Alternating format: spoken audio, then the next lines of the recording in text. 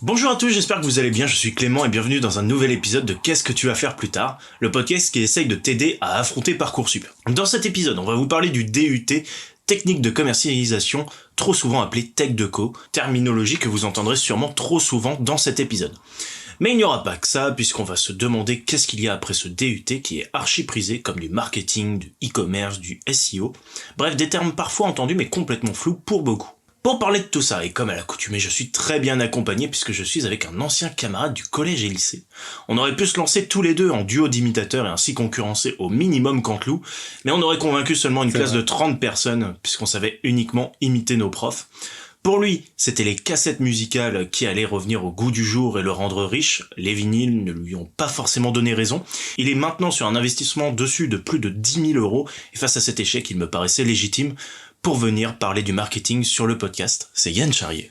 Belle présentation, enchanté. Salut Yann, ça va ? Ça va et toi ? Bah ça va, tranquille.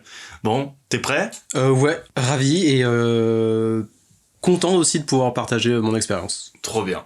Bon alors dans cette émission, vous l'avez compris, on va vous parler du DUT Tech Deco, mais surtout de tout ton parcours, notamment de ce que tu as pu faire après ce DUT avec 2 écoles de commerce, si je me trompe pas. Une de commerce, une de com. Ok. Communication. Ok, une de communication. Et notamment sub de pub, donc C'est ça. l'école de com. Ok. Exactement. Alors il y a aussi des stages, tes 2 ans d'alternance, et ton départ très bientôt pour le Canada, pour 2 ans, je crois, minimum. À Montréal, ouais. Voilà, à Montréal. Mais avant de commencer, je voulais vous remercier de suivre l'émission quelle que soit votre plateforme de podcast, plateforme où vous pouvez noter 5 étoiles si vous aimez l'émission. Pour rappel, vous pourrez suivre également toute l'actualité de Qu'est-ce que tu vas faire plus tard sur Twitter et sur Instagram pour ne rien rater. Bref, alors je t'ai fait ta petite présentation rapidement, mais évidemment les gens veulent en savoir un peu plus sur toi, et quoi de mieux que de monter dans un ascenseur pour apprendre à se connaître. Ouais, un ascenseur, endroit dans le top 3 des plus gênants pour avoir une conversation. Il est l'heure de la présentation élevée. C'est quoi cette petite pièce? Est-ce que t'es tout perturbé? Est-ce que t'es tout nerveux? Je vais finir de ça. Qui êtes vous? Et comment êtes-vous arrivé jusqu'à moi? Je m'appelle Élévation 2000. Eh ben, vous êtes claustrophobe? Non, c'est l'altitude. Parlez-moi de vous plutôt. Odile. Moi, c'est Odile. Plutôt, c'est l'ami de Mickey. La présentation élevée, c'est un peu ce qu'aime appeler toute bonne école de commerce, le pitch elevator. Alors je sais pas si tu connais cette terminologie. Oui, en On effet. te l'a appris, voilà. En effet. C'est les écoles de commerce, et vraiment il y a personne qui passe dans le podcast qui connaît ce truc, à part ceux qui ont fait école de commerce. Après, j'étais un mauvais étudiant en école de commerce, donc j'ai pas tout assimilé. Mais C'est pas si grave. Mais tu connais le principe. Donc Bon, à peu près. voilà, donc pour ceux qui savent pas encore, il faut pitcher ton idée normalement le temps d'une montée théorique d'ascenseur avec le boss que tu dois convaincre sur ton idée. Bon là c'est à peu près pareil, sauf que là, moi je vais te poser des questions sur 1 minute et tu vas devoir y répondre le plus rapidement possible. Ok, sympa. Si tout est bon pour toi, je prends ma voix de majordome Vas-y. et je t'ouvre la porte du monde charge. Bienvenue monsieur dans votre ascenseur de présentation, je suis Bernabé et c'est moi qui vous pose les questions. Prêt ? Prêt. C'est parti. Nom de famille, Charrier. prénom, Yann. âge, 23. matière préférée au collège et au lycée, Histoire-géographie. 7x2, 14. ta passion actuelle, Non. Les plus lentes. la couleur du cheval violet d'Henri IV, Violet. ton film préféré, Ah, c'est dur. Je suis très mauvais cinéphile. Film préféré. série, allez, on accepte. Grace and Frankie. Ok, est-ce que tu as triché pendant tes derniers examens ? Oui. Canva ou Photoshop ? C'était si sincère.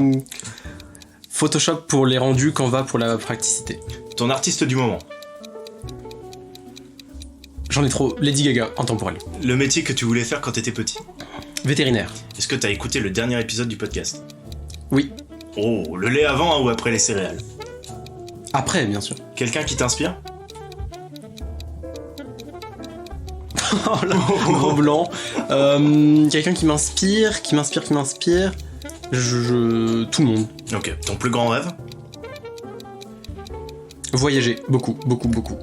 Top. J'ai entendu la sonnette de l'ascenseur, bien sûr. Merci monsieur d'avoir choisi la compagnie Qu'est-ce que tu vas faire Merci à pour vous. votre voyage. Je vous en prie, rentrez dans la pièce.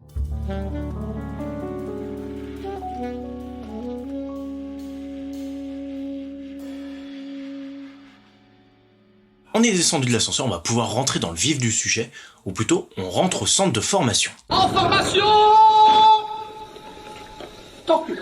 Formation tortue! hors de question de laisser filer le futur Lionel Messi. Moi, tu me parles pas d'âge. Do you speak English? Yes. Where are you from? Yes. Oui, bravo, Serpentard, cependant. Alors, le centre de formation, c'est tout simple. Comme les grands joueurs, tu as été formé, et toi, pour le coup, ce n'était pas pour mettre des triplés, mais pour devenir community manager peut-être, ou travailler dans le CIO, être dans le design de site, tout ça, peut-être, mais justement, je sais pas trop, donc on va en parler de ta formation. Pour commencer, et avant de parler de tout ton parcours, t'étais quel genre d'élève au lycée, collège comment tu te considérais? Collège vraiment moyen, médiocre on va dire. Et lycée, j'ai eu un tournant en prenant un peu histoire géo, économie et sociale, enfin l'économie et tout ça. Et là, je suis devenu plutôt bon élève. Ok. Donc pour le bac, très bon élève. Ok. Et t'étais quel genre de personnalité collège-lycée? Collège introverti, lycée tranquille, heureux. Heureux d'être là. Heureux d'être avec vous. Ouais, voilà. Ouais, mais il y a eu un changement d'un seul coup du collège au lycée. Comment tu peux expliquer ça? Nouvelles personnes, les gens aussi un peu plus ouverts, et les matières aussi, les matières étudiées. Trop bien. Plus avoir de sciences ou de trop de maths, des trucs qui me... Bon, la seconde, c'était un peu chaud quand même. La seconde, catastrophe, enfin médiocre. Médiocre, ouais. et c'est à partir de la première, ouais. Ok. Ouais, donc en fait, t'as vraiment trouvé un peu ta voie au moment de chercher la première. Complètement. Ok. Et donc après ce bac, que tu as brillamment réussi. Ça va. Ça va. Doucement quand même. Donc t'as fait un bac ES et après t'es parti en technique de commercialisation, donc un DUT. Ouais. Non, je voulais dire d'ailleurs maintenant, et je crois qu'ils ont fait la réforme, c'est aussi, tu peux le faire en BUT, et soit ça dure 3 ans, soit ça dure 2 ans. Moi à l'époque ça durait que 2 ans. Et tu sais ce qui change entre les deux ou pas du tout? Pas du tout, je pense que c'était surtout pour entre le DUT et du coup le master, il y avait une 3e année où les gens étaient un peu perdus, ils allaient en école de commerce comme j'ai fait, on en parlera peut-être plus tard, ouais. Et ou alors tu prends une licence mais juste pour faire 1 an et c'était un peu cafouillé, donc je pense que c'est pour ça. Quand t'as fait un bac ES, c'était sûr pour toi que t'allais faire ça? Non, j'avais fait le tour de quelques écoles, mais le DUT de base je voulais faire un à Paris, mais il y en a que un en tech de co comme on dit, un à Paris. Donc très très très sélectif, mais finalement j'étais déçu d'arriver à l'UE5 parce que du coup je l'avais fait à l'UPEC et au final pas du tout, c'était vraiment bien. Ah, t'étais déçu de rentrer à l'UE5? Ouais. Ok, alors que c'était un peu... Enfin, moi j'avais cette image que vraiment, genre tous les gens de notre lycée voulaient y aller à ce moment-là. Ouais, c'est vrai. Mais moi je sais pas pourquoi je visais Paris, parce que à l'époque c'était Paris, et au final pas du tout, des échos que j'en ai entendus, Paris c'était pas forcément le mieux. Pas forcément la meilleure ambiance, pas forcément les meilleurs profs. Ouais. Donc au final, vraiment... Mais il avait une bonne répute, celui de l'UE5, je crois. Oui, ouais, plutôt bonne. Voilà, pour ceux qui sont à proximité, si vous voulez... l'UE5 dans le 77. Voilà, entre les vaches et Carré-Sénard. Exactement. C'est le bâtiment. Ok, très bien, donc tu fais tech de co. Pourquoi ce choix exactement? Parce que déjà à l'époque, je voulais un peu partir à l'international et j'avais vu que c'était possible. Bon, c'était pas le premier choix. Deuxième choix, c'est parce que ça durait 2 ans, donc au pire je m'embarque pour 2 ans, ce qui est pas mal, hein, mais voilà. Et troisième aussi, c'est surtout que ça ressemble pas à la fac, c'est des cours, et à l'époque j'étais encore bon élève. Ok. Enfin, je le suis toujours, mais c'est différent. Mais j'étais vraiment investi, je veux dire, et le fait que ça soit des cours bien encadrés, des TD, quelques amphis, mais pas trop, c'est ça qui m'a attiré. Vraiment, j'avais une classe avec des... Enfin, il y avait plusieurs classes, comme au lycée. Ok. Et qu'est-ce que tu veux dire par différent en termes d'élèves? Qu'est-ce qui a changé chez toi? J'ai dans la poursuite du bac, où j'étais assez bon élève, je suis quand même resté bien impliqué. Ouais. Contrairement à plein de personnes qui ont quitté parce qu'ils se sont rendus compte que c'était pas leur truc, mais moi ça m'allait. Okay. C'était beaucoup de projets de groupe, ça c'était pas forcément le plus plaisant, mais faut passer par là. Et non, je suis resté investi quand même. Ok. Ouais, donc en fait, ce qui est marrant, c'est que toi, quand même, beaucoup ont fait DUT de technique de commercialisation, pour le dire en mots complets. Et toi, par contre, t'es vraiment resté jusqu'au bout, alors que beaucoup ont fait ça par défaut, on va dire, et par... juste parce qu'il y avait beaucoup de potes qui y allaient, et c'était cool d'y aller. Ouais, mais je pense un peu comme tous les, j'allais dire, corps universitaires. Il y en a beaucoup qui y vont, qui font médecine juste parce que leurs parents, s'ils sont médecins de père en fils. Là, c'est pas la même chose, mais il y avait plein de gens qui sont venus là parce qu'ils savaient pas trop. Il y avait pas mal de S. Je crois que le quota c'était 20% de S. Ah oui, quand même. Ouais, 50% de ES et 25% de STMG, 5% un peu de tout. Ok. Donc il y avait vraiment les gens qui viennent un peu de partout. Ouais, et je sais pas pourquoi, mais... Ok. Et alors, beaucoup sont restés ou est-ce que beaucoup sont partis quand même et se sont aperçus qu'en fait, c'était pas pour eux et... Non, il y en a peu qui sont partis, je pense quand même 5, je dirais 5%. Ok. C'est pas mal déjà, mais mais c'est pas énorme. L'amphi n'était pas vide à la fin de l'année, quoi. Ouais, ok. Et le management, en gros, enfin si je peux dire ce mot de l'université, enfin de TC, il était assez directif. TC c'est Tech Deco aussi. Oui, pardon. Hein, ouais. Voilà, non, mais on précise quand même. Ouais. Et assez directif. Et mais ça, je pense, c'est dans beaucoup de DUT, enfin d'IUT. Et c'est ça qui en a fait partir plus d'un, je pense. Ok. Très, on te surveille, t'as pas forcément le droit au téléphone en cours, c'est très.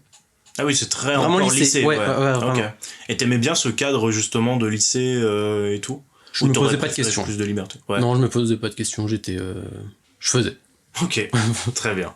Et donc, tu l'as dit, c'était pas ton premier choix, c'est ça? Ouais, premier, c'était la même chose, hein, c'était à Paris. Ah, ok. Oui, c'est vraiment, on n'est pas loin. Ouais. Ça reste de la tech Deco. Ouais, Tech Deco, celui de Paris, je sais plus c'est où, je sais plus comment il s'appelle.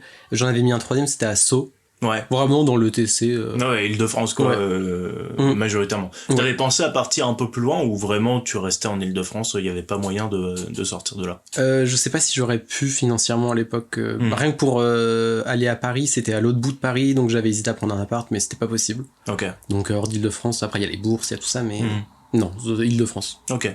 Et du coup, sur Parcoursup, nous c'était APB, mais donc maintenant Oui, c'est vrai. Parcoursup, est-ce que t'avais choisi que ça? T'avais mis tes 5 choix, c'était Tech Deco, ou est-ce que t'avais choisi de mettre autre chose? Il y avait quelque chose qui te tentait, peut-être? Je crois que j'avais mis des licences Histoire Géo, Ok. d'autres licences, vraiment parce qu'il fallait placer, quoi. On sait jamais. Ok. Et puis de toute façon, il y avait Evry qui nous prenait tous a priori. Oui, c'est vrai qu'il y avait ce l'option truc, Evry.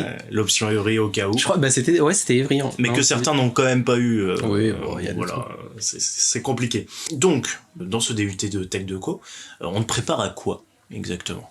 Parce que si on regarde l'ONICEP, c'est beaucoup de mots compliqués. Ouais. Est-ce que tu veux en parler avec tes mots? Franchement, à tout ce qui est en commerce, communication, vente, négociation, que ça soit pour directement après travailler le DUT, que ce soit pour faire une licence ou que ce soit vraiment pour pousser à après. Vraiment tout. C'est ça qui est un peu dur à expliquer un peu dans ces domaines. Ouais, ça va être beaucoup de la communication au final. À l'époque, c'était pas mal de maths, de commerce et un peu de marketing. Et est-ce que à la fin justement de ce DUT, le but c'est d'aller encore plus pousser, d'aller vers des masters, des licences ou des masters, ou est-ce que tu peux t'arrêter à ce DUT? Tu peux et travailler. Tu peux directement, mais arrêter les personnes qui le faisaient. Tu peux le faire en alternance aussi, il y en a qui le faisaient en alternance, le DUT. Ouais. C'est pas pour autant qu'ils ont arrêté d'ailleurs juste après. J'en connais qui sont encore en master, mais tout le monde visait le master. Quoi. Ouais. Et toi, ça t'aurait intéressé de faire ça en alternance? Non, parce qu'en plus, comme tu débutes l'alternance, que t'as moins de... Enfin, avec les quotas, c'était 500 € par mois, ce qui est vraiment pas mal, hein. Mais c'était pas l'alternance de master, donc non, pas du tout. Ce qui n'est pas fou non plus pour vivre c'est vrai. tout seul, quoi. Ouais, non. Donc non, ça m'a pas tenté. Puis c'est pas aussi, comme c'est tes premières alternances, t'as pas des postes forcément... Ouais, c'est dur. C'était plus de la vente ou des trucs comme ça. Ok. Et donc, est-ce que tu veux expliquer les matières exactement de ce que vous faisiez là-dedans? Comme ça permet vraiment d'être encore plus clair sur ce que tu faisais. Ouais, il y avait une partie maths, mais pourtant je déteste les maths. Et là, ça allait, c'est des maths de commerce, donc des statistiques, des probas. Ça va, franchement, si on est mauvais en maths, ça peut le faire. Il y avait le marketing digital, marketing... Je sais que le programme des DUT, il est souvent mis à jour tous les 1 ou 2 ans. Ok. Il y avait pas mal de marketing, de la vente. Donc vente-négociation, donc là, c'est des cas pratiques où tu négocies, tu as des entretiens, des faux entretiens, etc. Les langues aussi, on avait toujours espagnol-anglais, ça c'est bon à savoir. Ok. Mais sans que ça pas d'allemand du coup. Si, allemand, j'oublie nos amis germanophones.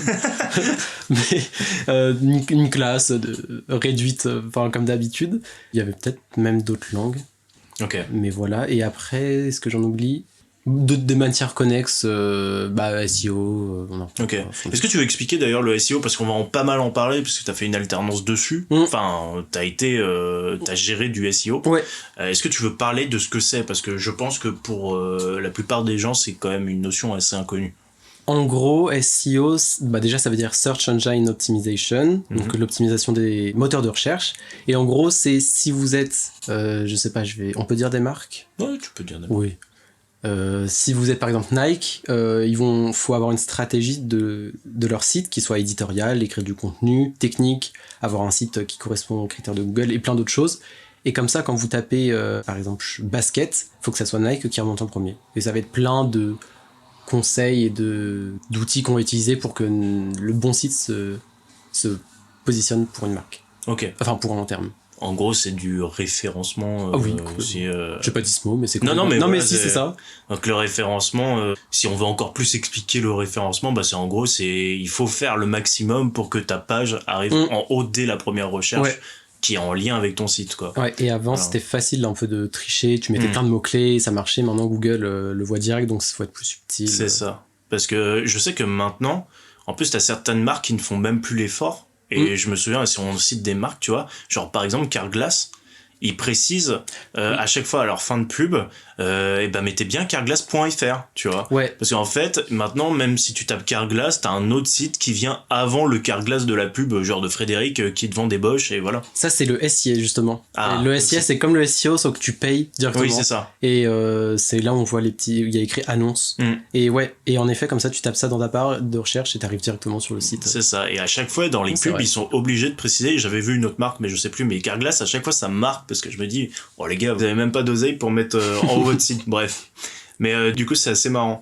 Donc, une fois qu'on a expliqué le SEO, est-ce que tu as expliqué un peu tes journées types? J'imagine que ça ressemblait un peu au lycée, mais est-ce qu'il y avait certaines particularités? Par exemple, est-ce que vous continuez le sport? Dans le DUT? Ouais, tu vois. Ouais, non, j'avoue, pas de sport. Quelques séminaires, en gros, je sais pas comment dire, des voyages un peu, à la montagne. Nous, on avait la chance, mais vraiment, d'avoir un bon DUT. On pouvait partir en Colombie. Okay. Colombie, donc il y en a, ils sont partis 2 semaines. On a pu partir à l'étranger aussi. Très stylé. Bon, ça, on en reparlera peut-être après. Ouais, ça. Mais sinon, non, et les journées type aussi, j'ai oublié de le dire, elles sont assez denses. Comme le lycée, ça peut être du 9h, 18h. Ok. Avec 4 heures parfois de maths. C'est des cours très académiques ou c'est des cours où tu vas quand même avoir des études de cas, où tu vas faire des choses? Les deux. Tu avais expliqué qu'il y avait aussi des travaux de groupe. Ouais. Est-ce que tu veux expliquer un travaux de groupe typique?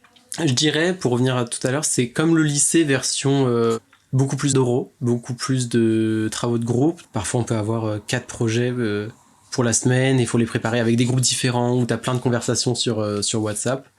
Des cas pratiques aussi, donc là, ça va être... on doit négocier avec la prof. Okay. Ça peut être l'examen.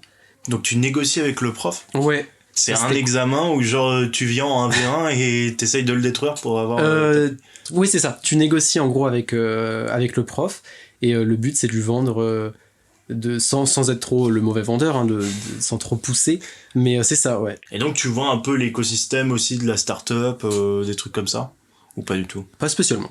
Ok. Mais je vois ce que tu veux dire. Ça c'est plus je dirais en école de commerce où il y a plus cet esprit start-up.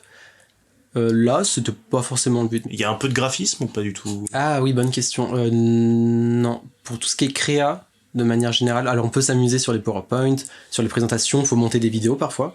Ok. Mais tu vas pas être noté sur le montage de la vidéo.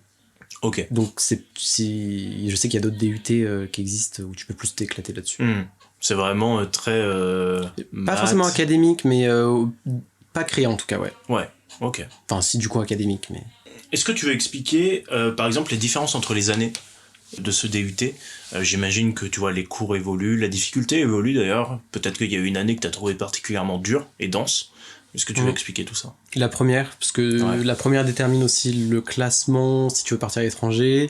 Ah, il y a ça aussi. Ouais. Et du coup, on va en parler. La première, complètement... Enfin, moi je me rappelle, c'était un peu délirant. Est-ce que je referais la même chose maintenant? Non. Dans le sens, est-ce que je mettrais autant d'énergie dans les projets de groupe? Tout le monde se donnait, tout le monde... C'était pas... C'était compétitif un peu. C'est ce que j'allais dire. Un petit peu, mais pas au point de... Ah, si, c'était compétitif. Ok. Ouais. Et tu sais si tous les DUT Tech Deco sont comme ça? Je me suis posé la question. Ça se trouve, c'est que spécifique à l'IE5, quoi. Je me suis posé la question. Je sais qu'il y a d'autres DUT où tu pars à l'étranger, c'est en fonction de ton classement. Donc en vrai, je pense que c'est un peu pour tous les DUT. Ok. Donc là, vraiment, fallait s'arracher pour avoir ce que tu voulais. Et t'as réussi, du coup? Ouais. Je pense que j'aurais pu mieux faire. Enfin, je me suis un peu sous-estimé. J'aurais pu demander un meilleur truc, mais... une autre destination, et du coup, vu que je croyais pas forcément moi, j'ai demandé moins, et puis t'as des gens qui avaient une moins bonne note qui sont allés au-dessus. Mais c'est pas grave, mais... Ouais, mais t'avais le choix, en fait. C'est atteignable, en tout cas, même pour des gens qui n'ont pas forcément mis toute leur trip dans le... Ils sont quand même partis. Et dans des destinations plutôt cool. Ok, donc la première année, vraiment dure, et après, la 2 et 3, ça va? Bah, début de la deuxième, tu pars à l'étranger, donc ça dépend d'où tu vas, c'est plus ou moins simple, mais en général, ça va. Et à la fin, bah, tu te donnes plus pour ce que tu fais après le DUT, ou après le BUT, ça dépend du coup de ce qu'on a choisi. Et tu penses plus trop au DUT, mais juste à avoir ton DUT, le minimum, et tu penses à la suite surtout. Comment on passe à l'année suivante au DUT ? Contrôle continu, il y avait des moments de partiel, un peu comme le DUT, même si c'est dispersé, mais sur la forme, c'était similaire quand même, les cours. Ça passe très très très vite, 2 ans, vraiment, c'est... Et aussi, bah ça c'est un point que j'ai remarqué, vu que ça dure que 2 ans, instaurer des BDE, des trucs comme ça, en fait c'est quasiment impossible parce que au début t'es trop surchargé, et après tu t'es déjà parti, tu prépares déjà la suite. Tu dirais que t'as eu le temps quand même de te faire des relations sociales oui. Quand même. Oui, beaucoup, mais c'était pas en ambiance école de commerce ou même fac où il y a ça en BDE, milieu associatif, quasiment inexistant. Ok, donc ça c'était un peu décevant. Quoi. Ouais, je m'attendais à rien de base, mais ils ont essayé, ça prenait pas trop parce que en 2 ans c'est dur d'avoir des gens investis. Ok. Et donc à la fin, toi tu pars à la Paris School of Business. Oui. C'est ça. Donc c'est une école privée, c'est une école de commerce. Est-ce que tout le monde va dans ces écoles de commerce-là à la fin, ou est-ce que d'autres choisissent de faire autre chose ? Franchement, il y en avait pas mal qui partaient en école de commerce. Ça pouvait être toutes celles sur Paris, ou dans le sud, ou à Bordeaux, ou Toulouse, il y en a partout. Je dirais qu'il y avait une bonne moitié quand même qui partait un peu là-dedans. Soit en alternance, soit non. Moi, je l'avais pas fait en alternance. Et l'autre moitié, c'est des licences. Ok. À ce moment-là, tu te dis, je vais rentrer là-dedans. C'était ton premier choix ou comment t'as fait pour choisir, justement ? Il me fallait une école qui avait l'air quand même sérieuse, où le diplôme était avéré et tout. C'était le cas. Mais en y réfléchissant, j'aurais pu faire... Et c'était bien, les cours étaient vraiment bien. En réfléchissant, j'aurais préféré faire une année, économiser mon argent et faire une année en fac. Ouais, en licence. Mais ce qu'il y avait à la fac me plaisait vraiment pas. Ok. Ou alors il était un peu trop sélectif. T'avais le choix entre quoi et quoi à la fac ? Des masters en marketing, encore une fois, mais c'était un peu... Non, plus en management ou des domaines un peu comme ça, ou marketing, mais pas marketing digital, c'était vraiment du marketing, des prix, enfin, de produits, quoi. Mais toi, qu'est-ce qui t'intéressait le plus, du coup ? À l'époque ? Ouais. Un peu là où il y avait de la créativité. Ok. Et en école de commerce, c'était un peu plus... Un peu plus créa. Ouais. Ok. Et puis, est-ce qu'il y avait aussi cette envie, peut-être, de découvrir un peu plus le monde associatif ? Oui, quand même. Ouais, j'ai vu que c'était le cas dans mon école, donc au final il y a eu le Covid, donc bon, voilà. Je vais en parler sûrement. Mais ouais, c'était pour ça en partie. Ok. C'est dur parce que en fait tout le monde va un peu n'importe où, donc tu sais pas. Moi j'avais un peu mon école en tête parce que je l'avais vu depuis longtemps, mais c'est un changement de monde, un changement de milieu aussi en école de commerce. À Paris. C'est pas du tout la même classe sociale, tu veux dire ? Ouais. Et encore moi, ça allait, je trouvais. Je trouvais que franchement, c'était cool parce qu'on était une classe intermédiaire de plein de gens qui arrivent en 3e année. Donc ils sont là juste pour 1 an et après alternance. Et, mais le changement radical un peu quand même. Ouais. Ok. Est-ce que tu veux étayer un peu en termes d'ambiance, ça veut dire quoi Il y avait moins de cours, c'était plus tranquille. C'est là où j'ai commencé à prendre les cours un peu plus tranquillement. À moins de mettre de la pression. Et qu'est-ce qui a fait ce déclic-là que tu t'es moins mis de pression d'un seul coup ? C'est juste l'ambiance générale qui t'a fait dire, bon, en fait, ça va ou... Surtout là, je m'étais beaucoup investi au DUT, c'était pour partir à l'étranger.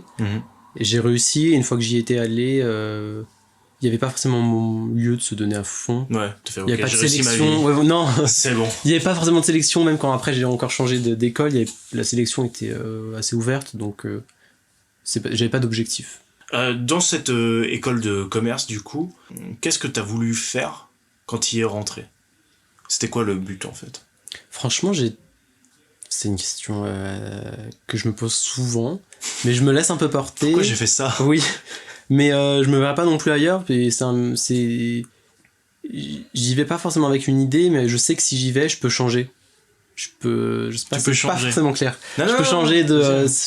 Par exemple, en école de commerce, tu peux faire un peu du business, mais si t'aimes pas trop le côté commercial, négociation, tu peux faire du marketing. Moi, c'était plus marketing et communication en général. Ok. Des milieux un peu plus créatifs. Donc toi, ce qui t'intéressait, c'était un peu plus le truc créatif. Quelles étaient les matières qui ont changé à ce moment-là et qui t'ont fait aimer ce que t'étais en train de faire ? Le marketing était différent du DUT, c'était plus un marketing...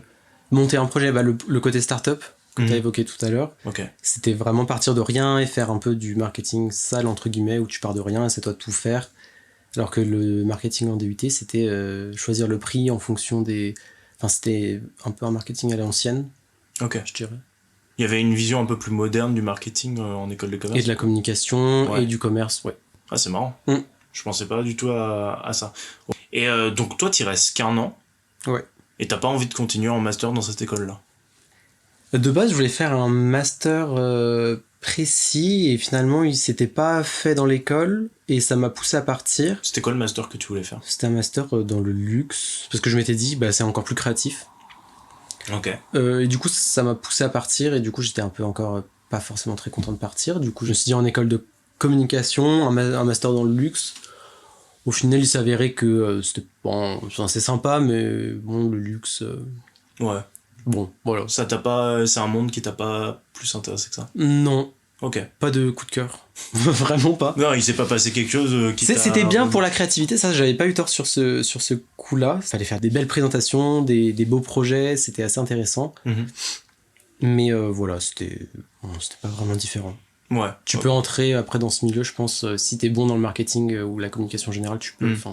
Et j'ai l'impression, alors tu m'arrêtes si je me trompe, mais plus je parle à des gens qui ont fait du marketing, du commercial, etc., plus ils ont envie de faire de la création ou d'avoir un côté créatif à ce qu'ils sont en train de faire. Ouais, je sais qu'il y en a, j'ai des amis, c'est pas leur truc, vraiment. Ouais. Mais j'ai l'impression que plus il y a de liberté un peu là-dessus, plus c'est... Je pense que le milieu est différent aussi. Ouais. Les gens sont un peu différents, sont plus ouverts peut-être. Parce que, je suis pas sûr de ce que je raconte. Non, mais c'est ton ressenti. C'est ton ressenti.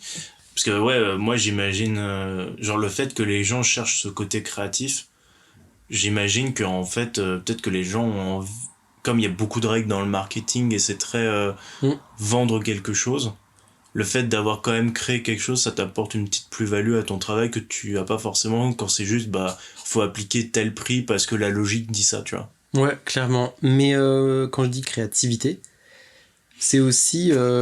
c'est pas forcément des créations visuelles, mais c'est un peu de la réflexion plus. En plus, stratégie, réflexion, créativité aussi, mais dans la stratégie que tu vas employer, être créatif dans la stratégie. Mais c'est pas forcément visuel ou... Ok. Parce que je me souviens, moi c'était en école, mais quand on créait quelque chose et qu'on bossait avec les gens qui faisaient du commerce, de la communication, à chaque fois, le plan de communication c'était... Alors, sur 3 mois, on va utiliser les réseaux sociaux pour faire des posts Instagram. Et en fait, à chaque fois, ils te refaisaient à peu près le même plan de communication. Et t'avais l'impression que c'était vraiment... Bullshit. Soit un peu bullshit, soit un peu... ça se répétait, quoi. Tout le temps. C'est un peu, je trouve, le défaut de... Mais parfois, à juste titre, mais de la communication, ou du marketing en général, c'est que ça paraît un peu bullshit, parfois, il y en a, ils sont payés à tenir un compte Instagram, mais...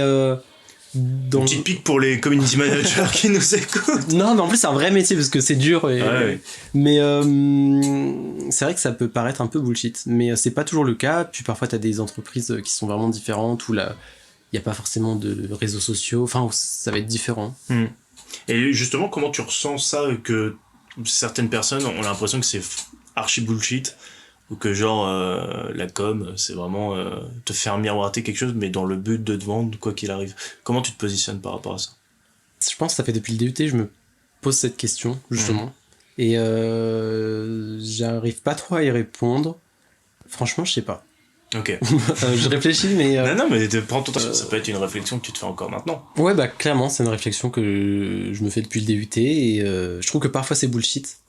Comme ce que tu disais, les plans de communication, c'est souvent la même chose, mais maintenant, une fois que en fait, je dirais c'est un peu le cas quand t'étudies en surface, mais quand tu te spécialises dans un coin de la communication interne, communication de crise, communication politique, communication digitale, même si ça reste encore large, du coup, parce que dans le digital, t'as le SEO, t'as le SIA, et une fois que tu commences à creuser un peu là-dedans, là, ça devient vraiment tout de suite plus intéressant, mais si tu regardes en surface, ce qui était le cas un peu en DUT du coup et en école de com, tant que t'es pas en master et que tu te focuses pas sur un endroit précis de la com, ça peut paraître bullshit. Et ça l'est. Mais on en avait parlé un peu avec, donc il y a quelques épisodes avec William sur la cybersécurité, et quand on disait je suis dans la cybersécurité, en fait il disait que c'était un peu comme dire je suis dans le médical, tu vois. Oui, c'est vrai. Genre c'est vraiment un truc, je suis dans la com, c'est vraiment hyper large et tout. Et donc imaginons moi je rentre en com, tu vois, comment je peux savoir, parce que forcément au fur et à mesure les entreprises vont chercher un communicant, mais peut-être sur un axe précis. Comment je peux savoir que tel axe me plaît et comment je peux le travailler? Ça, je pense que tu le découvres dans les années universitaires. Au début, quand on peut croire que c'est un peu bullshit, tu vas tout faire en même temps. Du coup, tu dois mettre un plan de communication sans forcément connaître le SEO. Et je pense que tu vois dans les tâches que tu fais ce qui t'attire un peu plus. Et aussi dans les alternances et les stages. Autant dans le positif que dans le négatif, je pense que ça aide beaucoup à savoir ce que tu aimes. Ok, voir le quotidien en fait, parce que si c'est qu'un cours ou si c'est qu'une étude de cas, c'est cool à faire, mais genre pendant 2 ans faire la même chose, peut-être que d'un seul coup tu te rends compte que c'est pas vraiment ce que tu as envie de faire. Ouais. Et dans ta réflexion de genre bullshit ou pas bullshit, où en es-tu dans cette réflexion justement? En parlant, j'ai l'impression de faire ma thérapie. Là, je me suis ce que je disais, c'est que plus je me suis spécialisé dans quelque chose, donc au début c'est le marketing, ensuite la communication, digital, puis SEO, plus tu creuses, plus ça devient intéressant et que tu vois, il y a vraiment des stratégies concrètes et que c'est pas un métier où tu fais n'importe quoi. Enfin, où tu fais rien de tes journées. Ouais. Est-ce que tu as aussi la possibilité de choisir tes projets, tu vois, parce que j'imagine qu'il y a peut-être des marques, des entreprises ou des projets qui t'attirent plus que d'autres. Est-ce que tu arrives à choisir, est-ce que tu as la capacité de choisir? C'est ça qui est super intéressant c'est que tu as 2 mondes. Tu as le monde de l'agence de communication. Donc là, tu vas avoir un ou plusieurs clients, parfois trop, parfois juste un. Où tu vas avoir plusieurs clients qui ont plusieurs problématiques. Quand j'avais travaillé, c'était parfois un jour McDo, le lendemain Dior, et puis après Renault. Et c'était vraiment bien, c'est très formateur. Et de l'autre côté, après, je sais pas si t'as la main non, t'as pas la main sur les clients que tu veux prendre, mais si t'es bon, tu peux évoluer pour aller vers des problématiques que t'aimes. Et de l'autre côté, donc l'annonceur, c'est quand on dit annonceur, en fait, c'est une marque, pas agence, donc tout le monde. Et par exemple, là, si je travaille pour Renault, faut aimer son secteur, mais faire du SEO dans le milieu des voitures et du luxe, c'est pas du tout la même chose, par exemple. Okay. Donc après, c'est à toi de voir. Ce que tu préfères. Ouais. Ok. Est-ce que tu arrives à trouver du sens au fur et à mesure dans ce que tu fais? Ça aussi, super bonne question. C'est drôle parce que on était plusieurs alternants ou jeunes internes dans ma précédente alternance à Publicis, et on se posait la question, on échangeait entre nous, et on donnait de l'importance à son travail. Peut-être c'était pas...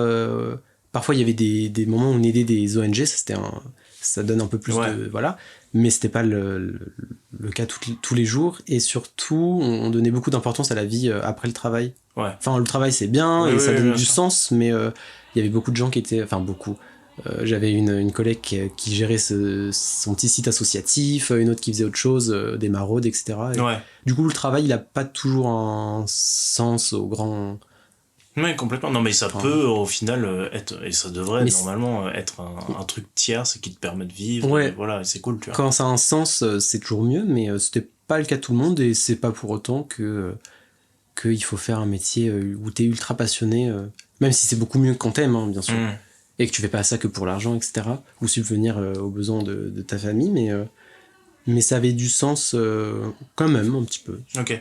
Est-ce que justement, t'as pas cette perte de sens quand un jour tu vas travailler pour une ONG, tu vois, qui te plaît, et le lendemain tu bosses pour le géant du pétrole ou un truc comme ça, sans citer de marque ou quoi en particulier, mais est-ce que d'un seul coup tu te dis ah ouais, mais en fait j'avais l'impression d'avoir trouvé du sens avec ce client-là, et avec celui-là, en fait, je détruis comme si je détruisais le travail que j'avais fait avant. Ouais, il y avait moins des clients, des géants pétroliers par exemple.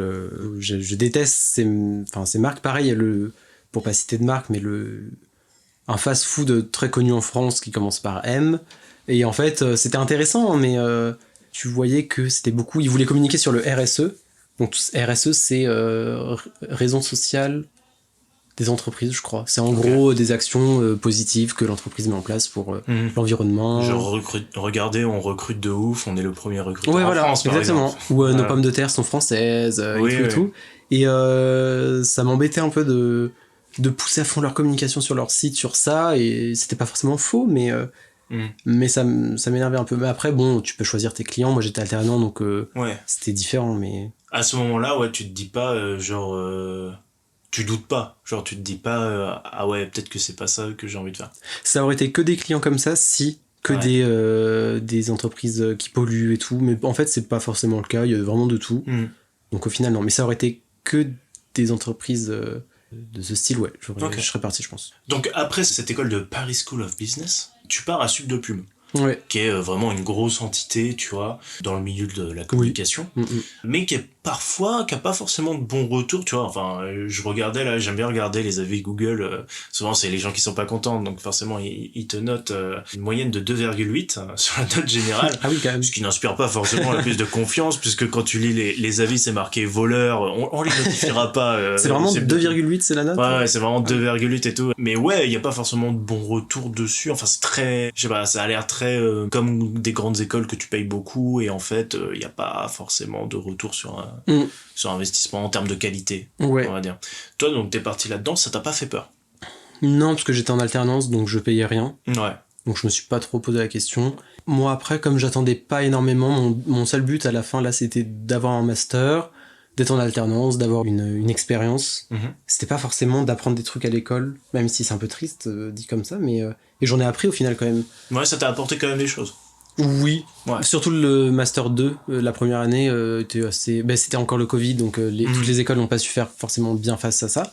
Mais mon expérience était positive, mais tant que je paye pas. Ça me dérange pas, si j'aurais payé, ça m'aurait dérangé. Ouais, si t'avais pas trouvé d'alternance, t'aurais fait quoi du coup? Je pense que j'aurais pas payé, j'aurais attendu encore un an. Ouais. T'aurais fait une petite année de césure, tranquillou. T'aurais bossé un peu à côté. Exactement. Ou des stages conventionnés, peut-être je me serais débrouillé. Ok. Est-ce que c'était ça le plan, c'était de faire 2 ans de DUT, une année d'école de commerce, puis 2 ans en communication, au tout début, ou pas du tout? Non. Et justement, c'est pour ça que j'aurais adoré faire mon DUT après la réforme et pouvoir le faire en 3 ans, parce que du coup, là, ça aurait fait un DUT et ensuite un master. Ouais. Alors que là, ça divise un peu en 3 ton cursus, enfin ton parcours universitaire. Donc non, je sais que je voulais continuer après le DUT, mais j'avais pas de vision claire. Ok. Est-ce que les gens qui étaient à Sup de Pub ont fait un peu près pareil que toi, ont fait 2 ans en DUT, 1 an ailleurs, et après ils sont rentrés en 2 ans d'alternance? Il y avait pas mal de DUT, ouais. Enfin, de gens qui étaient en DUT avant, pas forcément technique de commercialisation, mais des trucs un peu plus créatifs, dont j'ai pas les noms. Mais beaucoup de DUT, il y en a qui étaient là aussi à l'école depuis leur première année. Ok. Et ça venait un peu de partout. Tu rentres dans cette alternance avec Publicis. Est-ce qu'en fait la carte de Sup de Pub t'aide à rentrer là-dedans, ou pas du tout? C'est avec ton CV, t'y allais et let's go. De base, en plus, c'était drôle parce que je n'avais pas été pris. J'avais passé 2 entretiens, j'avais fait 2 tests écrits, etc. Pour Publicis? Ouais. Et quelqu'un d'autre a été pris.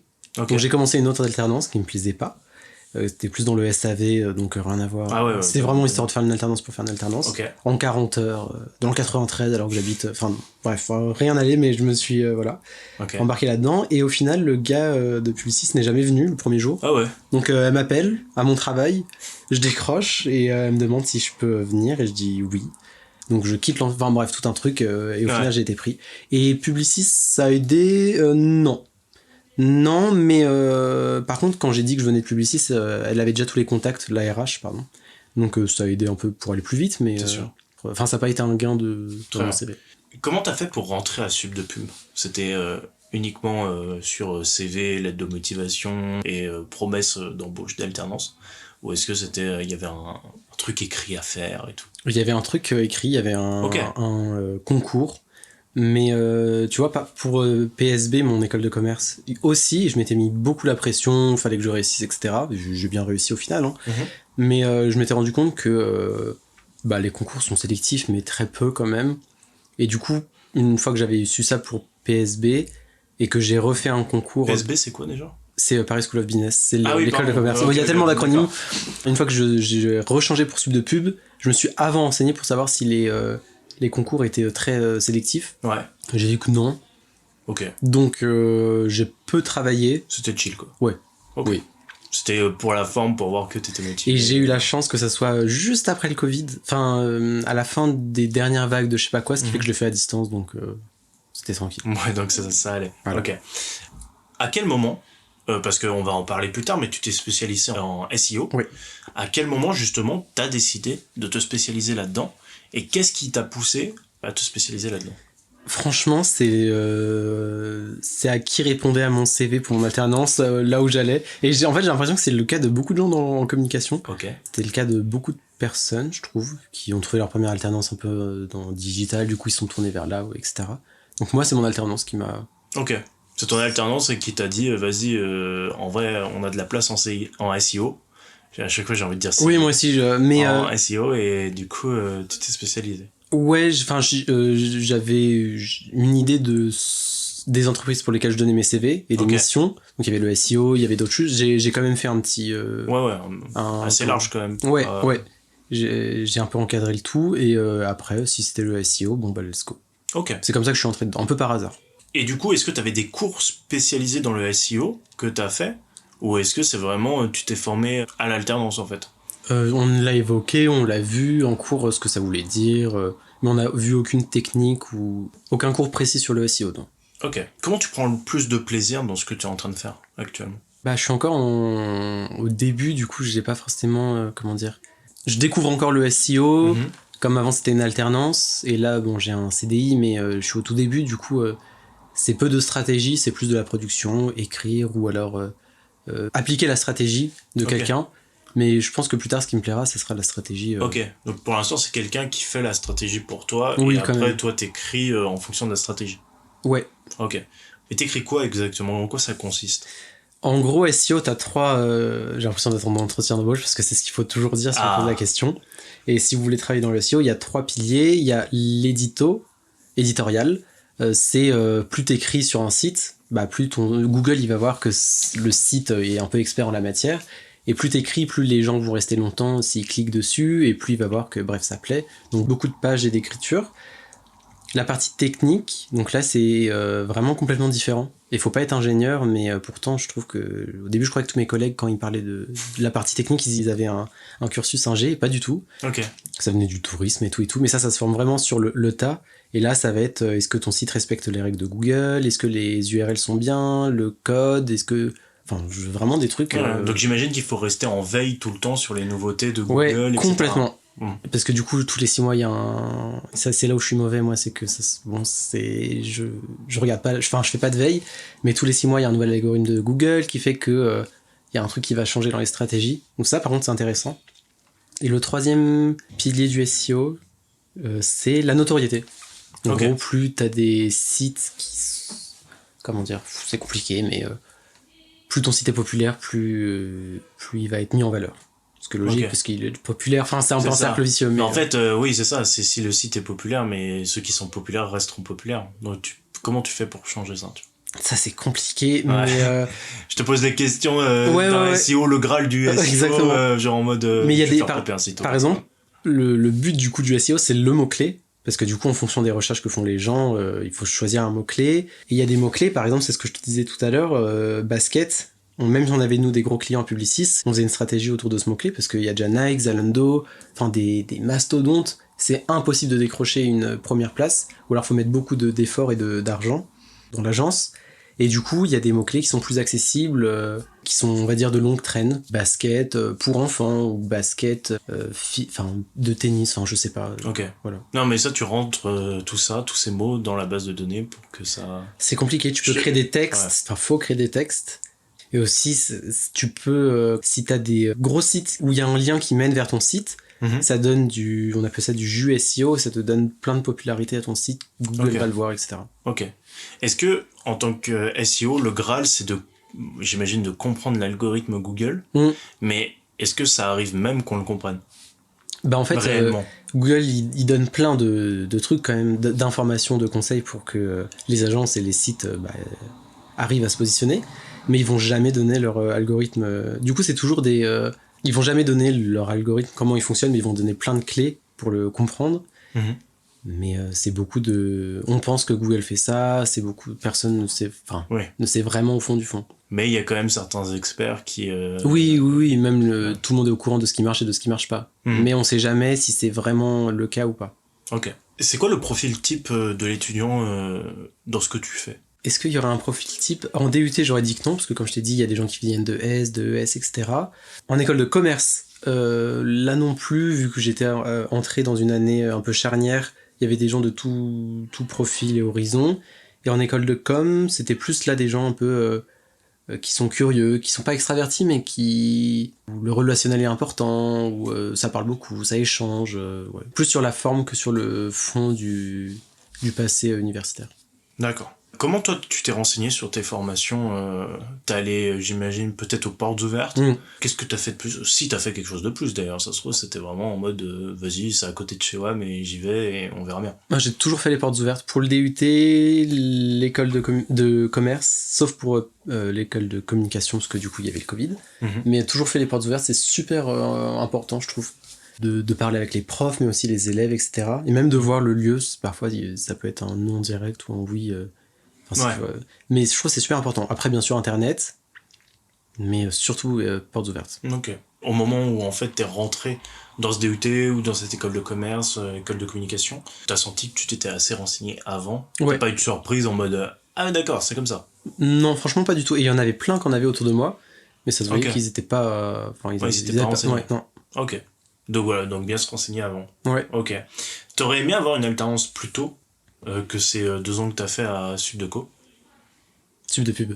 Sub de pub, il y a tellement de... Sub de pub. Ouais, PSV et tout, c'est compliqué. J'étais pas prêt, je pense, avant. Pas prêt à travailler, pas du tout même. Ok. Encore trop un peu étudiant ou universitaire, mais non. Ok. Comment le Covid a eu un impact sur toi, que ce soit personnellement, mais aussi sur tes cours et tout? Comment ça s'est passé toute cette période? Du coup, ça arrivait quand j'étais en école de commerce. Ils ont plutôt bien géré, parce que déjà, pour la grève, on avait eu un système... Il y a eu des grandes grèves en 2020, 2019, je sais plus. En fait, ils ont repris le même principe, donc ils étaient déjà préparés, contrairement à certaines écoles. Et ça s'est plutôt bien passé, en vrai. Après, j'avais eu la chance d'habiter chez mes parents et d'avoir un jardin, etc. Donc, ça s'est bien passé. Ok. T'as kiffé ton confinement, quoi. Voilà, ouais, on peut le dire. Ouais, parce que je sais que c'était dur pour certains, mais oui. Ok. Bah, c'est déjà ça. Ouais, mais pas de problématique, juste sur... T'as pas regretté, tu vois, le fait de pas être en présentiel, de pas avoir forcément tes potes avec toi et tout? Non, mais par contre pour l'alternance, du coup je suis arrivé toujours à la 2e vague, j'étais arrivé en plein dedans, donc j'ai fait 1 semaine en entreprise et après full télétravail. Ouais, c'était pas un peu dur ça? C'était dur, et après on nous a dit pour les alternants, après c'était fini, full sur place. Je me suis dit jamais je pourrais retourner... tu vois, j'étais un peu du coup habitué au télétravail, et en fait pas du tout... ça s'est fait en fait. Ouais. Et après le mixte des deux, c'est bien fait. Ouais, au final. Ok, trop bien. Mais d'ailleurs, quand t'es arrivé en école de commerce là sur la 3e année, comment ça s'est passé sur les relations sociales? Parce que c'était qu'1 an au final, et tout le monde le savait pratiquement que c'était qu'1 an, et que bah du coup en termes de relations et tout, c'était 1 an et après chacun avait son master, mais les gens en général ils ont continué dans l'école de commerce quand même. Ok. Il y en a comme moi qui sont un peu partis, mais après pour moi du coup je me suis fait des amis, je suis resté en contact. Il y en a qui ont beaucoup réseauté aussi. Ok. Moi c'était pas trop mon truc à l'époque, ça l'est toujours pas trop maintenant, mais c'était plus une année de transition pour moi que pour en général. Mais c'est marrant ça d'ailleurs, parce que en termes de réseau, réseautage et tout, si on veut expliquer, en gros, il y a beaucoup de gens où on dit ça marche par réseau et tout. Oui. Et quand au début t'es dans ces écoles-là, tu m'arrêtes si je me trompe, mais souvent c'est mais en fait comment je réseaute, comment je fais du réseau et tout. Ah bah c'est les gens que vous connaissez, et tout. Moi je connais personne et tout, c'était les mêmes réflexions à chaque fois. Toi, comment on t'explique ça, même si c'est pas trop ton truc? On te l'explique... si, on me l'avait expliqué en DUT, mes profs et tout nous ont toujours poussé à même les ajouter sur Instagram, sur LinkedIn. Ce qui n'est pas la même ambiance. Mais on nous avait déjà dit que c'était important. Déjà au DUT, c'était vachement poussé réseau. Moi, c'est pas mon truc et ça l'est toujours pas. Là, c'est vraiment pousser à fond les relations, alors que la personne, tu la connais pas vraiment et tout. Au final, je me suis aperçu que c'était quand même pas intéressant, important, et qu'il y en a, ils y réussissaient grâce à ça, qu'ils trouvaient leur alternance grâce à ça. Ouais, je trouve ça ouf. Mais moi, c'est pas trop mon truc, et du coup, tout le monde est sur LinkedIn. Et LinkedIn est un réseau qui m'angoisse beaucoup. Je crois que tu n'es pas le seul. Je déteste ça. Mais par contre, c'est un bon moyen de trouver un travail ou de réseauter. Juste d'ajouter ses collègues et tu vois que telle personne connaît telle personne et tu peux faire le lien. Ouais. Toi, comment tu fonctionnes justement sur le fait de... C'est pas mon truc, mais j'arrive quand même à m'en sortir. Parce que je pense qu'on est beaucoup dans ce style-là. On va pas faire les forceurs, à aller réseauter et tout, genre à juste dire bonjour parce qu'on a envie d'avoir le contact du gars, tu vois. Ouais, mais au début, j'y allais à reculons, voire je faisais aucun effort. Et tu te dis quand même que c'est important. Enfin, du coup, j'ajoute sur LinkedIn et je participe un peu, je réponds à quelques posts, etc. Mais tu fais le strict minimum. Voilà, ouais. Ok. Suivre mon entreprise, faire des posts sur mon entreprise, tout ça, c'est pas mon truc. Ouais, non, mais ça... il y en a, ça l'est, hein, il y en a, c'est tout. Mais tant mieux, tu vois, tant mieux pour eux, tu vois. Mais je sais qu'il y en a beaucoup, c'est pas leur style, quoi. Dans la vraie vie, si je peux te dire, réseauter, c'est plus. Non, j'avoue, je fais pas. Je m'entends bien avec tout le monde. Je m'entends bien avec tout le monde, ce qui fait qu'au final, j'arrive à me créer un réseau quand même, mais c'est parce que je m'entends bien, quoi. Oui, en fait, t'es plus dans l'échange direct que sur je vais rajouter toutes les recommandations LinkedIn et voilà. Ok. Est-ce que t'as quelque chose à rajouter sur ta formation ? En recommandation, un truc que je regarde dans mon parcours, c'est quand même cette année en école de commerce. De payer, ça m'a quand même emmerdé, même si ça m'a pas posé des graves soucis, parce que c'était que 1 an, mais en y réfléchissant, j'aurais pu un peu plus me débrouiller. Ouais. Mais je regrette pas parce que c'était quand même une bonne école et qu'au final, voilà. Et ça m'a apporté un réseau, même si j'aime pas dire ça, mais plus d'amis que de collègues, je sais même pas comment dire ça. Mais en fait, quand on parle réseau, souvent, c'est vraiment, d'un point de vue extérieur, alimenter votre réseau, t'as l'impression que c'est vraiment en mode robot, genre pas personnel et tout. Mais en fait, le réseau, c'est les amis, quoi. Ouais, complètement. Enfin, pour moi, en tout cas, mon réseau, c'est mes potes, quoi. Complètement. C'est tout. Et au final, il est grand, tu vois, mon réseau. Enfin, grand. Excusez-nous. Non, Monsieur Albralon. Non, mais on va dire de tout, vu que j'ai fait DUT, école de commerce, école de communication, etc. Et vraiment de tous les profils. Mais c'est un réseau d'amitié plus. Et à des gens à qui tu peux demander des conseils, parce que tu sais qu'ils sont forts en ça, etc. Bon, on a bien fait le tour, je pense, en termes de formation, mais maintenant il est l'heure d'aller choper de l'expérience en championnat, et il est temps de remplir son CV. Bien, il est temps de se mettre au travail. Traverser la rue et trouver un emploi dans la restauration, le conseil d'Emmanuel Macron à un jeune chômeur qui cherchait du travail dans l'horticulture. C'est une bonne situation, ça, Scribe. Moi, je croyais qu'un open space, c'était dans l'espace. Pas de place, pigiste. Rien de meilleur au monde pour un gamin de votre âge. Et oui, ça nous est tous arrivé de chercher un job étudiant ou un stage de 3e et de devoir mettre quelque chose dans ce foutu CV, sauf qu'on n'a rien fait à part 4e sur 5 au concours de pétanque à ton camping de la Fosse-sur-Mer. Alors on est là pour savoir comment toi, tu as rempli ton CV. De ce que j'ai compris déjà, t'as fait plusieurs jobs étudiants, notamment à Jardiland et Picard, pour ne citer que. Comment ça s'est passé ? Picard, premier travail, je crois que j'avais 18 ans. C'était juste, d'ailleurs, si vous voulez un travail juste pendant 2-3 semaines, ils recrutent beaucoup pour Noël, les Picards sont pleins, donc c'est mon petit... pareil pour Jardiland. Ils sont là, ok. Et c'est pas trop compliqué comme travail. Et je l'ai fait pour un peu me faire un peu d'argent, mais c'était pas forcément par nécessité. J'imagine que c'était pas par passion du surgelé. Non, tu m'arrêtes si je me trompe. Jardiland, c'était plus sympa, dans les plantes, etc. Ouais. C'était pour me renflouer un peu. Non, c'était pour gagner un peu d'argent, mais c'était pas pour faire ça à côté de mes études. Je pense pas que j'aurais tenu le coup. Okay. Pendant le confinement, j'ai travaillé à Jardiland aussi. Ok. Ah oui, pendant le confinement, t'as bossé ? C'était quelque chose parce que les gens n'avaient que ça à faire. Ils pouvaient aller que à Jardiland, faire leurs courses. C'était le seul magasin ouvert parce que du coup, c'était. Enfin, bref, ils vendaient des trucs pour les animaux et du coup, ça faisait partie des trucs essentiels. Et c'était le rush, mais non, c'était bien. Et puis forcément, les gens avaient plus de temps pour s'occuper du jardin, donc j'imagine. Ah, il restait longtemps. C'était vraiment la sortie de la journée pour tous les gens qui étaient confinés, donc c'était quelque chose. Jardiland, grand gagnant du confinement. Ah oui. Ils se sont fait beaucoup d'argent. Ça m'a pas apporté quelque chose sur mon CV parce que je me suis dit, est-ce que les entreprises en ont quelque chose à faire ? Au début, je le mettais pour remplir mon CV. Pour voir quand même que j'avais un relationnel client, que patati patata. Puis là, il est rempli de ouf. Oui. Excusez-nous. Mais non, mais maintenant, je le mets plus. Mais au début, c'est toujours utile quand même. Ok. Donc là, c'était uniquement pour faire de l'argent, on va dire, et pour passion des plantes pour Jardiland. Un petit peu. Et après, en fait, t'as fait un stage, notamment pendant ton DUT. Oui, c'est vrai. Premier stage, donc c'était de la vente, c'était un petit mois. Ça, pareil, je le mets pas. Deuxième stage, c'était dans une start-up. Donc, attends, je suis désolé, je t'interromps, mais du coup, t'as fait 2 stages, t'étais obligé de faire 2 stages dans ton DUT. C'était 2 stages sur la même année. Ou comment ça s'est passé, justement? Un par année. Et le premier, bon, comme je l'ai dit, c'est 3 semaines, donc très rapide, en vente. Donc, c'était obligatoirement de la vente. Après, ça dépend des DUT, je pense. Mais pas forcément passionnant, mais c'est le premier un peu travail, du coup, bon, ça, on met les mains dans le cambouis, entre guillemets. Et le deuxième stage, donc l'année d'après, là, c'était 4 mois minimum. Donc vraiment premier stage / travail. Et pour ma part, je l'ai effectué dans une start-up. Et c'est là où j'ai un peu découvert le SEO, mais il y avait autre chose, c'était vraiment global. Ok. Et donc là, t'as fait partie de la Startup Nation, on peut le dire? Ouais, et ça va, parce que moi j'ai un peu pareil une phobie des startups qui mettent des fusées sur LinkedIn. Ouais. C'est pas mon délire, mais là ça allait, c'était vraiment sympa. D'accord, trop bien. C'était quoi la startup exactement? J'ai pas plus le nom. Ouais. Mais non, en vrai c'était une startup. Attends, c'est J'ai pas plus le nom? Ouais. Ou J'ai pas plus le nom? Ah non, non mais ça t'en coupe, même J'ai pas plus. Non, c'était une startup de dropshipping. Ok. Donc tu vois, c'était pas forcément, mais c'était quand même vachement intéressant.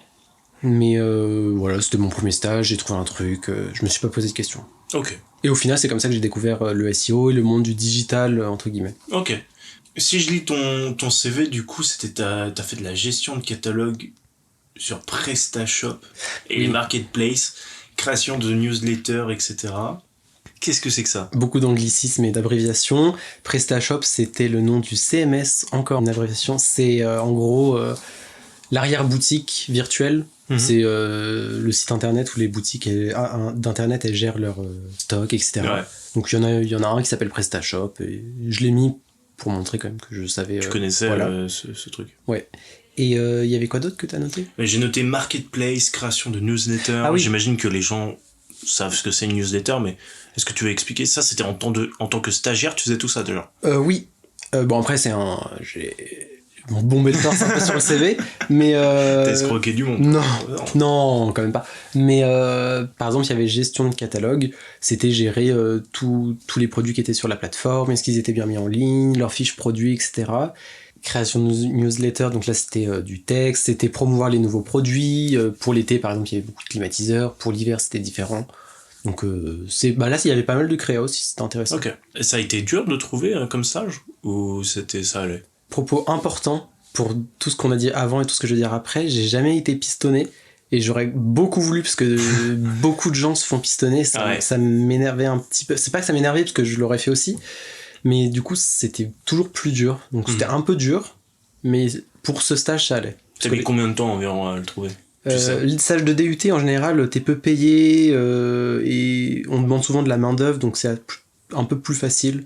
Je pense que j'avais mis quand même, je dis ça mais j'avais mis 2 mois, 3 mois. Ok. Donc vraiment se prendre à l'avance et tout. Ouais, quand même. Voilà. Ouais. Pour rappeler ça à ceux qui vont essayer de trouver un stage. Mais d'ailleurs, c'est bien que ce soit 4 mois et pas 3. Parce que 3, t'aurais pas été payé du coup. Exactement. Ouais. Et au final, j'ai fait 5 mois, j'ai même demandé 1 mois en plus. Pour me faire un peu d'argent. Ouais, là, minimum, c'était 500 €. Donc, Ok. Est-ce que le DUT, il t'a aidé à trouver ou est-ce que c'était vraiment toi qui as fait tes petites recherches sur le moment? Pour le coup, c'était moi qui avais fait mes recherches, mais ils mettaient beaucoup d'aide, même pour des stages à l'étranger. Ça, je l'ai pas dit, mais j'aurais pu faire mon stage à l'étranger. Ah ok. Ouais. Trop bien. Et ils avaient un réseau, les profs étaient vraiment... Il y avait une prof d'espagnol qui connaissait plein de monde en Espagne. Beaucoup de réseaux. Ouais, franchement, j'aurais pu mieux m'en servir. Je l'ai pas fait parce que c'était pas forcément là où je voulais aller, etc.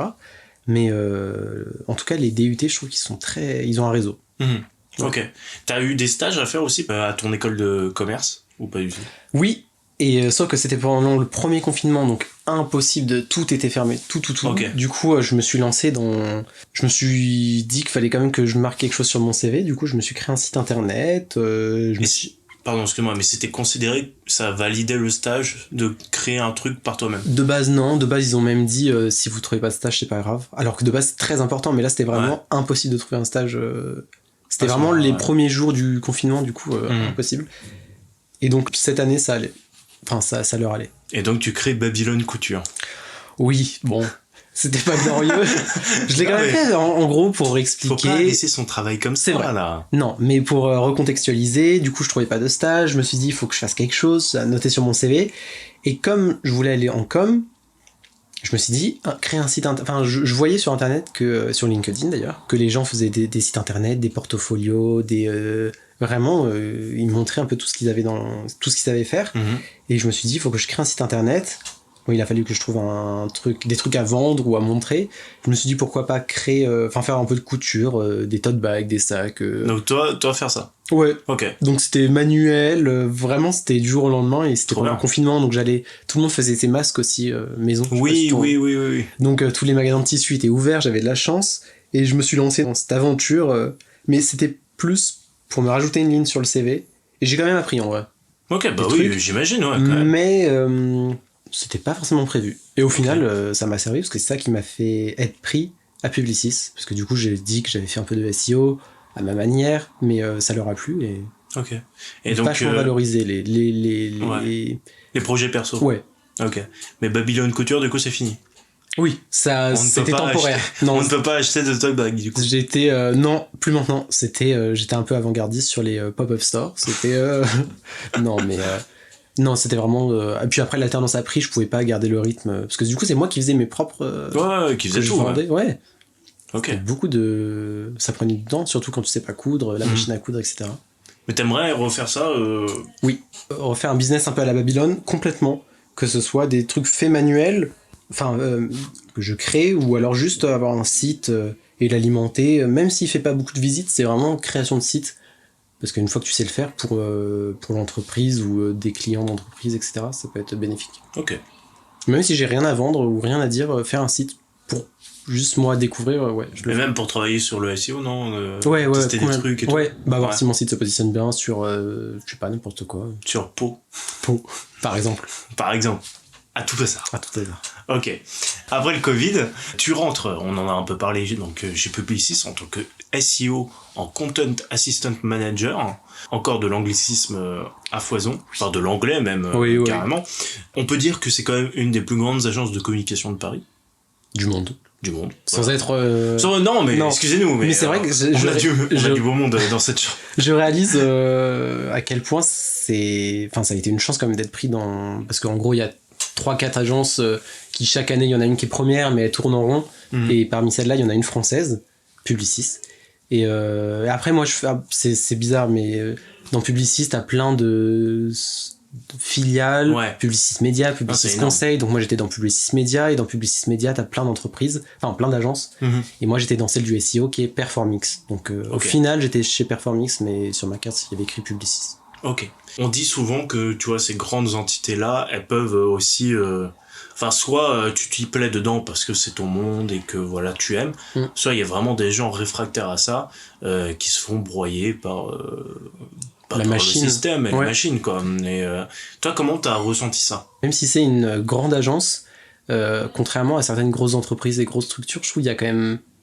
C'est en général dans le monde des agences, il y a une vie d'agence entre guillemets, et ça se ressent dans le sens où il y a beaucoup d'afterwork, il y a beaucoup d'événements, il y a vraiment une vie, une sorte de BDO aussi. Ah ouais, carrément. Oui, en vrai, il y a une petite équipe qui est là pour faire des événements Halloween, etc. Et en général, dans les agences, petites ou grosses agences, c'est souvent le cas. Donc même si parfois ça peut être stressant, ils font en sorte qu'il y ait une bonne vie. Moi, en tout cas, j'ai pas ressenti le côté grosse entreprise qui écrase tout un peu sur son passage. Ok. Ils essayent quand même de faciliter la vie des employés, quoi. Oui, et justement, plus c'est une grosse structure, pas mon tas de travail, pas du tout, mais plus les règles, je trouve, des horaires, etc., ont l'air d'être respectées. Enfin, des échos que j'avais eu d'agences qui sont plus petites, tu travailles plus, les heures sup sont pas forcément payées, etc. Là c'était très carré. Ouais. Ok. Il y avait des gens qui aimaient pas du tout la vie d'entreprise, et qui séparaient vachement vie personnelle et vie de travail, et ils s'y plaisaient quand même. Ok, oui. En fait, t'avais le droit d'être libre sur être très investi en interne, tu vois, sur la fête d'Halloween. Complètement. T'as pris l'exemple. Ou alors qu'à un moment, rentrer chez toi et c'est ok, il y a personne qui va te regarder mal parce que pas t'as du pas tout. fait. Même à 18h01, après. Une fois que t'as fini, il y a eu plein de gens qui partaient et. Oui, c'était ok, quoi. Ouais. Même ce qui est logique en soi. Oui, c'est complètement logique. Mais bon, moi, et c'est pour maintenant. C'est toujours le cas, quoi. Ouais, moi, je suis toujours parti 5 minutes, 10 minutes max. Bon, après, il y a des jours spéciaux où tu dois partir plus tard, mais je pars toujours à l'heure, sans aucune gêne. Oui, y a pas de souci. T'as pas eu cette problématique-là de travailler comme publiciste, travaille sur beaucoup de marques. Je sais que, par exemple, tu vas rester sur une marque précise tout le long de ton année, enfin tout le long de ton poste, c'est une marque et c'est tout. Toi, est-ce que c'était le cas? Non, c'était pas le cas. Il y avait des collègues où c'était le cas. On est plus sur un portefeuille de 3-4 clients. Ouais. Et encore, comme c'est une grosse entreprise, plus 2-3. Enfin, une grosse agence, je veux dire. Mais moi, j'étais en alternance et du coup, j'étais en support à toute l'équipe. Donc, c'est bien ça. Complètement. Il y en a qui auraient pu ne pas aimer, parce qu'il y en a, au contraire, ils préfèrent avoir 1 ou 2 clients et être que dessus. Ouais. Mais moi, j'ai trouvé ça super formateur d'être vraiment sur toutes les problématiques. Le luxe ou le SEO, c'est mal vu parce que mettre plein de mots-clés partout et des textes, ça leur plaise pas. Ils ont leur site, ils veulent pas trop parler. Et certaines marques, ils veulent trop parler. Enfin, moi, j'ai trouvé ça vachement intéressant d'être sur tous les clients à la fois. Ok. Et forcément, j'imagine que c'est une bonne carte de visite pour la suite. Ouais, mais j'avoue que je suis vraiment pas entré pour ça. Ça aurait été une plus petite entreprise qui m'intéressait, j'aurais dit oui aussi. Mais plus le temps passe, plus je me rends compte que c'est vrai que ça m'a servi. Ouais, c'est enfin, ça, dans mon emploi où je suis actuellement, ouais. Ok. Et donc, justement, t'as dû faire avec des grosses entreprises et tout. T'étais tout seul là-dedans à gérer, je sais pas, une grosse entreprise et à dire, attendez, moi je vous conseille ça ou quoi. T'étais plus en mode conseil, en mode exécutif. Est-ce qu'il y avait quelqu'un au-dessus de toi ou est-ce que, tu vois, souvent il y a quand même des alternants. En gros, c'est un CDI, pas un intérim, quoi. C'est pas quelqu'un qui va être formé, c'est quelqu'un qui est un poste. Un peu de facto, ouais. Là, pareil, entre les grosses agences et les petites agences, il y en a qui préfèrent les plus petites parce que, en tant qu'alternant, parce que c'est vrai qu'ils ont leurs clients à eux et à la fin ils savent s'autogérer. Mais moi, vu que c'était des trop gros clients, c'était intéressant parce que du coup sur le CV, j'ai mis les clients pour lesquels j'ai travaillé. Ouais. Mais en fait, ils sont tellement gros que un alternant ne peut pas le gérer. Donc non. Il n'y a pas cette confiance-là pour l'alternant. Ouais, c'est des mandats il y a trop d'argent en jeu, du coup impossible. Mais moi, ça m'a un peu desservi parce que du coup, j'ai pas géré vraiment de A à Z une stratégie SEO. Ça t'a frustré ? Un petit peu, mais je comprends. Je peux pas venir chez McDo et enfin, tu vois. Mais à la fin, j'étais un peu plus mis dans les réunions, etc. Ça n'empêche pas que je suis dans les processus. Oui, mais c'est pas moi qui gère. Et je voulais juste rajouter. Oui, dis-moi. Tout à l'heure, tu disais par rapport à la taille de l'entreprise. En agence, je sais que le turnover, il est assez grand. Le turnover, c'est en gros le temps que passe un employé dans l'entreprise. En moyenne, dans les agences, il est de 2 à 3 ans. Okay. Donc en général, c'est assez intense, mais t'apprends beaucoup, mais les gens partent. Ouais. En gros, c'est un peu le système. Et puis après, ils partent chez l'annonceur, donc chez les marques. C'est un peu le système, j'ai l'impression. Ok. Et donc toi, après toutes ces expériences et tout, est-ce que tu préfères une grande agence comme Publicis ou une petite agence ? Du coup, là, je suis en petite agence, parce que mon travail actuel, c'est une plus petite agence, même si on est une centaine. Ah oui, quand même. Oui, non. Ah oui, non, mais moi, j'étais sur une petite agence en mode 10. Startup, non, dans mon équipe, on est 20 dans le SEO, mais l'agence, en général, on est une centaine, et ça reste quand même une petite agence. Pour commencer, je trouve une petite agence, c'est mieux quand même, parce qu'on fait un peu on met les mains dans le SEO un peu plus sale, c'est-à-dire c'est des sites qui sont moins propres et du coup il y a plus de choses à faire. Donc je pense pour commencer une petite agence c'est mieux. Okay. Même si les deux sont bien. Alors on va ouvrir la page Canada, plutôt étranger, mais Canada du coup parce que tu pars et tu es parti déjà là-bas. Donc t'es parti au Canada pendant ton DUT. Comment ça s'est passé ? C'était une sorte d'Erasmus, mais l'Erasmus normalement c'est que l'Europe. Donc comment ça se passe là-dessus ? Il y avait les deux, il y avait plein de... Je dirais que 25% de la promotion est partie déjà. Donc c'est pas mal. Dont les 3/4 en Europe. Il y avait tout, Angleterre, Allemagne, Espagne, enfin bref, Erasmus classique. Nous, c'était un peu différent, c'est vrai. C'est un autre nom, mais ça nous a pas empêché d'avoir la bourse, en tout cas en Île-de-France. Ça dépend des régions. Ah d'accord. Mais on a une bourse vachement intéressante. Donc ça m'a aidé à partir au Canada. Et c'était pas un Erasmus, j'avoue, j'ai pas le nom exact de l'échange, mais... c'était tout comme. Il y en a qui sont partis en Colombie aussi. Ouais, tu m'as dit, ok. Et donc ça a été donc fait par le DUT, c'était une université qui était partenaire avec ce DUT-là. Comme mon DUT, en tout cas à Lieusaint, il était relié à l'UPEC, donc l'université Paris-Est Créteil. On avait la chance d'avoir un peu le portefeuille de tout l'UPEC. Mais en général, c'est le cas des DUT, ils sont toujours reliés, même s'ils sont loin, parce que Lieusaint, c'est pas du tout proche de Créteil, pour ceux qui sont du coin. Mais tous les IUT de France, quand je m'étais renseigné, ils étaient toujours rattachés à une plus grosse université Et quand je suis parti au Canada, il y avait du coup tous les autres Français, ils venaient d'autres IUT, IUT 3, IUT de Reims, enfin vraiment. Donc c'était vraiment tous les IUT, même au Canada, qui avaient pas mal de connexions. Ok. Et t'étais pas en concurrence justement avec l'université de Créteil pour aller au Canada? T'étais juste en concurrence avec ceux qui étaient à ton même DUT? Oui, je crois, parce que personne part en deuxième année sauf les DUT. Ok. Je crois. Donc là-bas, tu y vas. Est-ce que t'as les cours qui sont similaires à ce que tu fais en France ou pas du tout? Est-ce que ça change? C'était plus à l'américaine, dans le sens où les gens ils viennent quand ils veulent, ils partent quand ils veulent de cours, ils mangent en cours, tu sais, chacun fait vraiment ce qu'il veut, donc ils dérangent pas le prof. Et en termes de... Ça c'était sur la forme, et sur les cours en eux-mêmes, c'était à peu près similaire quand même. Okay. En plus, pour le coup, c'était en français, il y avait un peu d'anglais. Ouais, t'étais accès à anglais. Montréal, on précise quand même, mais du coup, t'étais pas au Canada côté... anglophone, non. Anglophone. Mais c'était anglais intensif quand même. Mais c'était des cours d'anglais, pas en anglais. Ok. Mais sinon, non, les cours étaient similaires. Et qu'est-ce que ça t'a apporté tout ça? Ça m'a poussé à encore partir. C'est ça qui m'a donné envie de continuer en fait à partir encore, pas forcément au Canada, mais dans le monde, à me gérer moi-même, gérer mon petit budget, parce que du coup j'étais parti en 2018, donc j'avais 18-19 ans. T'avais c'était vraiment jeune. Économisé avec Jardiland et Picard. Et Picard, c'était pour Picard, ouais. Et tu t'es habitué au froid. J'étais parti en été, donc ça va. Il fait très chaud en été. Je suis parti après en décembre, mais j'ai pas connu les grands froids.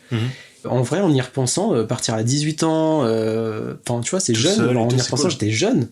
Et je me suis fait des amis là-bas, français. Mais ce que ça m'a apporté, de l'expérience. De l'expérience. Humaine et scolaire, mais surtout humaine.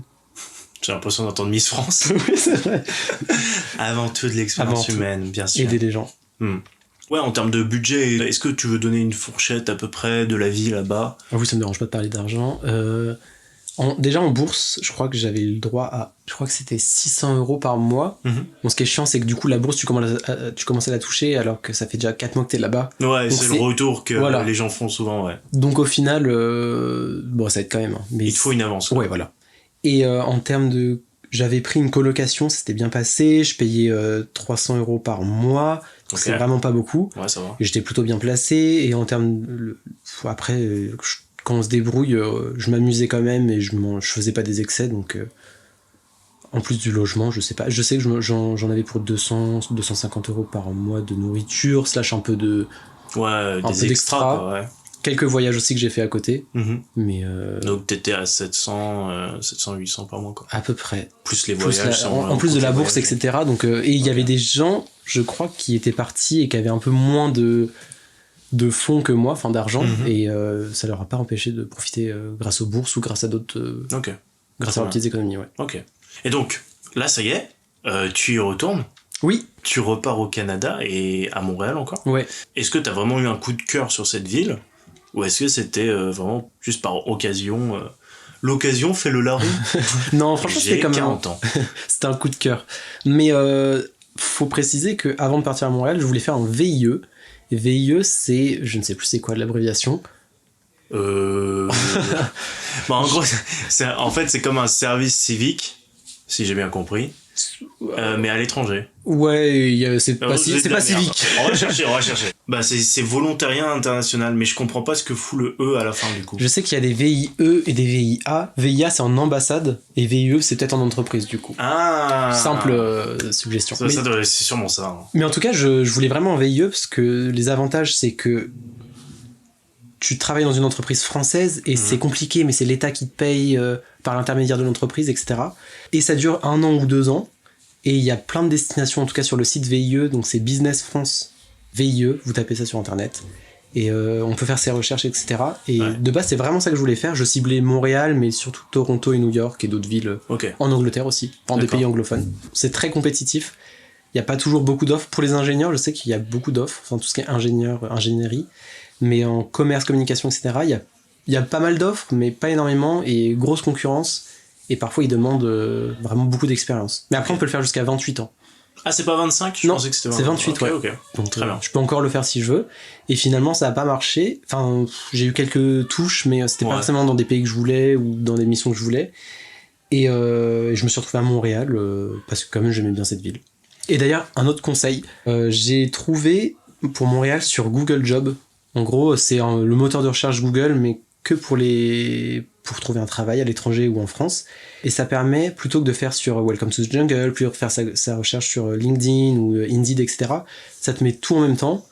Et une fois que tu as trouvé un emploi qui te plaît, tu as toutes les plateformes et tu choisis la plateforme sur laquelle tu veux postuler. Et c'est plutôt très pratique. Mais là, sur Google Job, en gros, tu as à la fois du Indeed, du Welcome to the Jungle, du LinkedIn. Donc là, tu as ton permis de travail pendant 2 ans, si je me... Ouais, renouvelable une fois, donc 4 ans si je veux. Ok.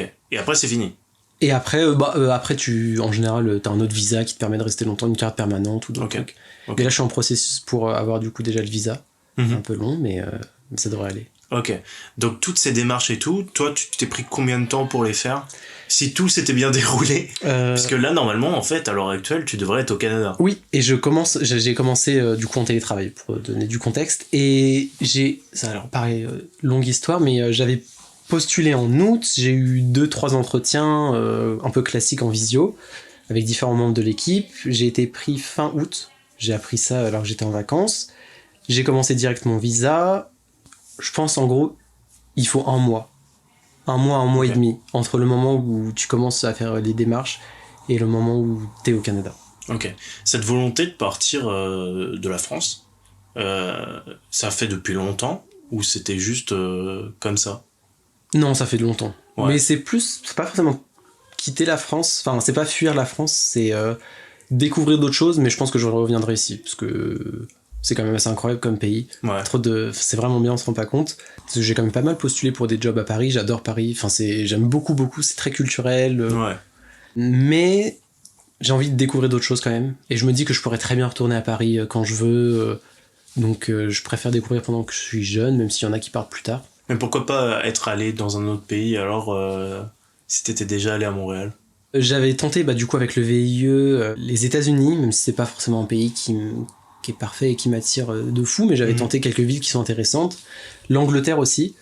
Toronto, c'est au Canada, mais c'est un peu comme partie anglaise. Ouais, et c'est un New York version canadienne. Montréal, parce que je connaissais déjà, et parce que quand même c'est super accueillant, et les gens sont vraiment sympas, et juste l'hiver qui va être compliqué. C'est pas un cliché, non, vraiment les pas. Québécois. Premier sympa. jour, on est venu vers moi pour me demander si j'avais besoin d'aide. Vraiment, comme dans les films. Vraiment. Ouais. Et du coup, c'est quoi ton poste, là, actuellement, au Canada ? Alors, il s'intitule Analyste SEO. Et en gros, on travaille en binôme, il y a le stratégiste, c'est un peu comme ce que je disais tout à l'heure, c'est celui qui fait la stratégie, qui planifie, qui a les rendez-vous clients, etc. Et l'analyste qui est un peu plus sur la production. Donc j'écris pas de texte, mais je relis des textes d'autres gens qui écrivent, et je fais pas mal de trucs techniques, d'autres choses comme ça. Mais en gros, mon titre de poste, c'est Analyste SEO. Ok. Ça va pas être trop dur justement de partir et de plus avoir ses potes ici ou sa famille et tout ? Si. Tu t'es préparé ? Non. Bon, je pense qu'on n'est jamais préparé en vrai, mais je sais qu'il y aura des moments, des hauts et des bas, c'est sûr, mentalement. Est-ce que je suis prêt ? Non, mais je me dis je m'en ferai d'autres et c'est pas pour autant que je les oublie. Mais puis tu reviendras quand même. Ouais, voilà. Et je l'ai pas précisé, mais j'ai le droit les entreprises sont vachement flexibles au Canada parce que gros manque de main-d'œuvre, énorme manque de main-d'œuvre. Ah ouais ? Oui. Putain, je pensais pas du tout, tu vois. Et elles sont tellement flexibles que j'ai le droit, mais maintenant ça se fait vraiment beaucoup, j'ai l'impression, à 9 semaines de télétravail à l'étranger. Donc je peux revenir en France pendant un mois, plus prendre des vacances. Trop bien. Ouais. Donc c'est pour ça que j'y suis allé, parce que je sais que je peux rester faire un mois, voire 2 avec des vacances en France. Donc c'est assez beaucoup. Non, c'est assez, c'est pas mal. Non, ouais, c'est bien, c'est bien. Est-ce que t'as quelque chose à rajouter sur le Canada ? Oui. Ce que je disais tout à l'heure, c'est que je quitte la France, mais je quitte aussi tous les privilèges qu'on a. Parce que du coup, là-bas, j'ai le droit à 3 semaines de congés payés. Bon, après, j'en ai le droit à 4 et 5 au bout de 3 ans d'ancienneté. Mais l'assurance... Faut déjà faire les 3 ans. Voilà. J'ai déjà fait les 3 ans. Il y a une assurance maladie, mais elle est pas la même. Heureusement que j'ai une mutuelle gratuite offerte par l'entreprise. Mais bref, il y a plein de privilèges en France qu'il n'y a pas. Pareil, je peux être viré quand je veux, mais je peux partir aussi quand je veux. En fait, il n'y a pas trop de lois. C'est vraiment... Donc, t'es beaucoup moins protégé, on va dire. Ouais, complètement. Okay. Et je pense que c'est important de le savoir quand on part. C'est sûr. On a parlé un peu d'argent tout à l'heure pour le Canada, mais est-ce que tu veux donner une fourchette, puisque forcément il n'y a pas de prix exact, mais d'un salaire de quelqu'un qui sort d'une école de communication et qui se spécialise en SEO ? Actuellement, après c'est un salaire canadien, mais par rapport à ce qu'il y avait en France, c'était très similaire quand même. Je gagne en net 2100. Enfin, au Canada, du coup, au bout de tous les 6 mois, tu peux revaloriser ton salaire, etc. si tu as atteint des objectifs, donc tu peux vite augmenter. En France, c'est différent, c'est un peu plus long. Mais en SEO, premier travail en agence, parce que du coup, tu es un peu moins payé en agence, 2100. Parce qu'il y a un petit côté technique et au final, en fait, tout le monde peut faire un peu du SEO, mais il y a la partie éditoriale, mais la partie technique, elle est un peu plus compliquée et c'est ça qui fait un peu la plus-value. Ok. Donc je dirais entre 1900 vraiment pour les petites entreprises et 2005. Ok. En début de carrière. En début de carrière, net. D'accord. Et tu sais jusqu'où ça peut monter ou... Oui, ça peut aller jusqu'à... Même en agence, quand tu fais des gros comptes, entre 4000, je pense à peu près 4000, 4500. Mais c'est... Et donc là, t'es bien. Là, t'es bien. Mais quand je vois le niveau de leur stress, que du coup, tu gères des clients, si tu les perds, c'est ta responsabilité, tu vois. Donc, forcément, plus d'argent, plus de responsabilité. Et par contre, normalement, oui, parce normalement. que des fois... c'est ce que j'allais dire, tu peux faire du SEO chez l'annonceur, donc chez une marque. Si t'es expert et tout, tu peux bien gagner quand même, mais c'est un peu plus tranquille. C'est pour ça, en général, le cycle, c'est tu commences en agence et tu termines chez l'annonceur. Ok. Bon, on a fait le tour de ton CV, je pense. Oui. On a bien taffé. Ouais. Il est l'heure d'aller à l'après-travail.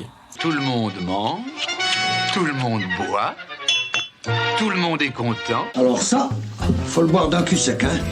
Le vin, c'est aussi le soleil. Alors, mon pote, moi j'ai pas envie, je suis fatigué. Allons, Hadès, ne sois pas si mortel. Joins-toi à la cérémonie. Et donc l'après-travail, comme diraient les Québécois, ou l'afterwork pour les plus anglo-saxons d'entre nous, c'est un moment après la journée où ta pote vient t'embarquer pour boire un verre. T'as pas forcément envie d'y aller puisque le lendemain tu te lèves tôt. T'y vas quand même et c'est pas forcément la meilleure idée. Alors pour commencer cet après-travail, et d'ailleurs je sais pas comment les Canadiens disent ça, j'ai peut-être... 5 à 7. Le 5 à 7 Oui, on dirait en jeu télé, mais c'est le 5 à 7. Mais ça va s'appeler le 5 à 7 bientôt. Le 5 à 7, ouais. C'est marrant, ouais. C'est drôle, hein. Mais après t'as plus le droit du coup. De quoi? Ah oui, non, c'est après 7 heures, c'est terminé. Ouais, ils sont logiques, 5 à 7, tout est dit. Très bien. Donc pour commencer cet après-travail, est-ce que tu veux parler des points positifs de toute ton expérience, de toute ta formation, ton parcours? Est-ce que tu as des points positifs à relever? Oui, quand même pas mal. Je dirais diversité d'expérience. Entre le DUT, école de com, école de commerce, les stages, l'alternance, l'entrepreneuriat avec ma petite expérience qu'on a parlé tout à l'heure. Vraiment tout ça, j'ai pu me faire... j'ai un peu fait ce que je voulais, quand même. Donc, tout ce melting pot, gros plus, quand même. Et l'international. Pour accessible, je veux dire. C'était vraiment accessible. Même il y en a qui partaient en Belgique, qui n'avaient pas trop les moyens. Tu peux quand même partir... tu peux quand même partir un petit moment à l'étranger et tout, te faire ton expérience. Est-ce qu'il y a eu des moments de doute pendant cette formation, peut-être pendant le Covid, mais visiblement ça a été quand même, mais je sais pas, des moments de doute où tu t'es dit je suis pas sûr que ce soit pour moi ce que je suis en train de faire? L'école de commerce quand même. Ouais. Parce que c'était plus le fait de...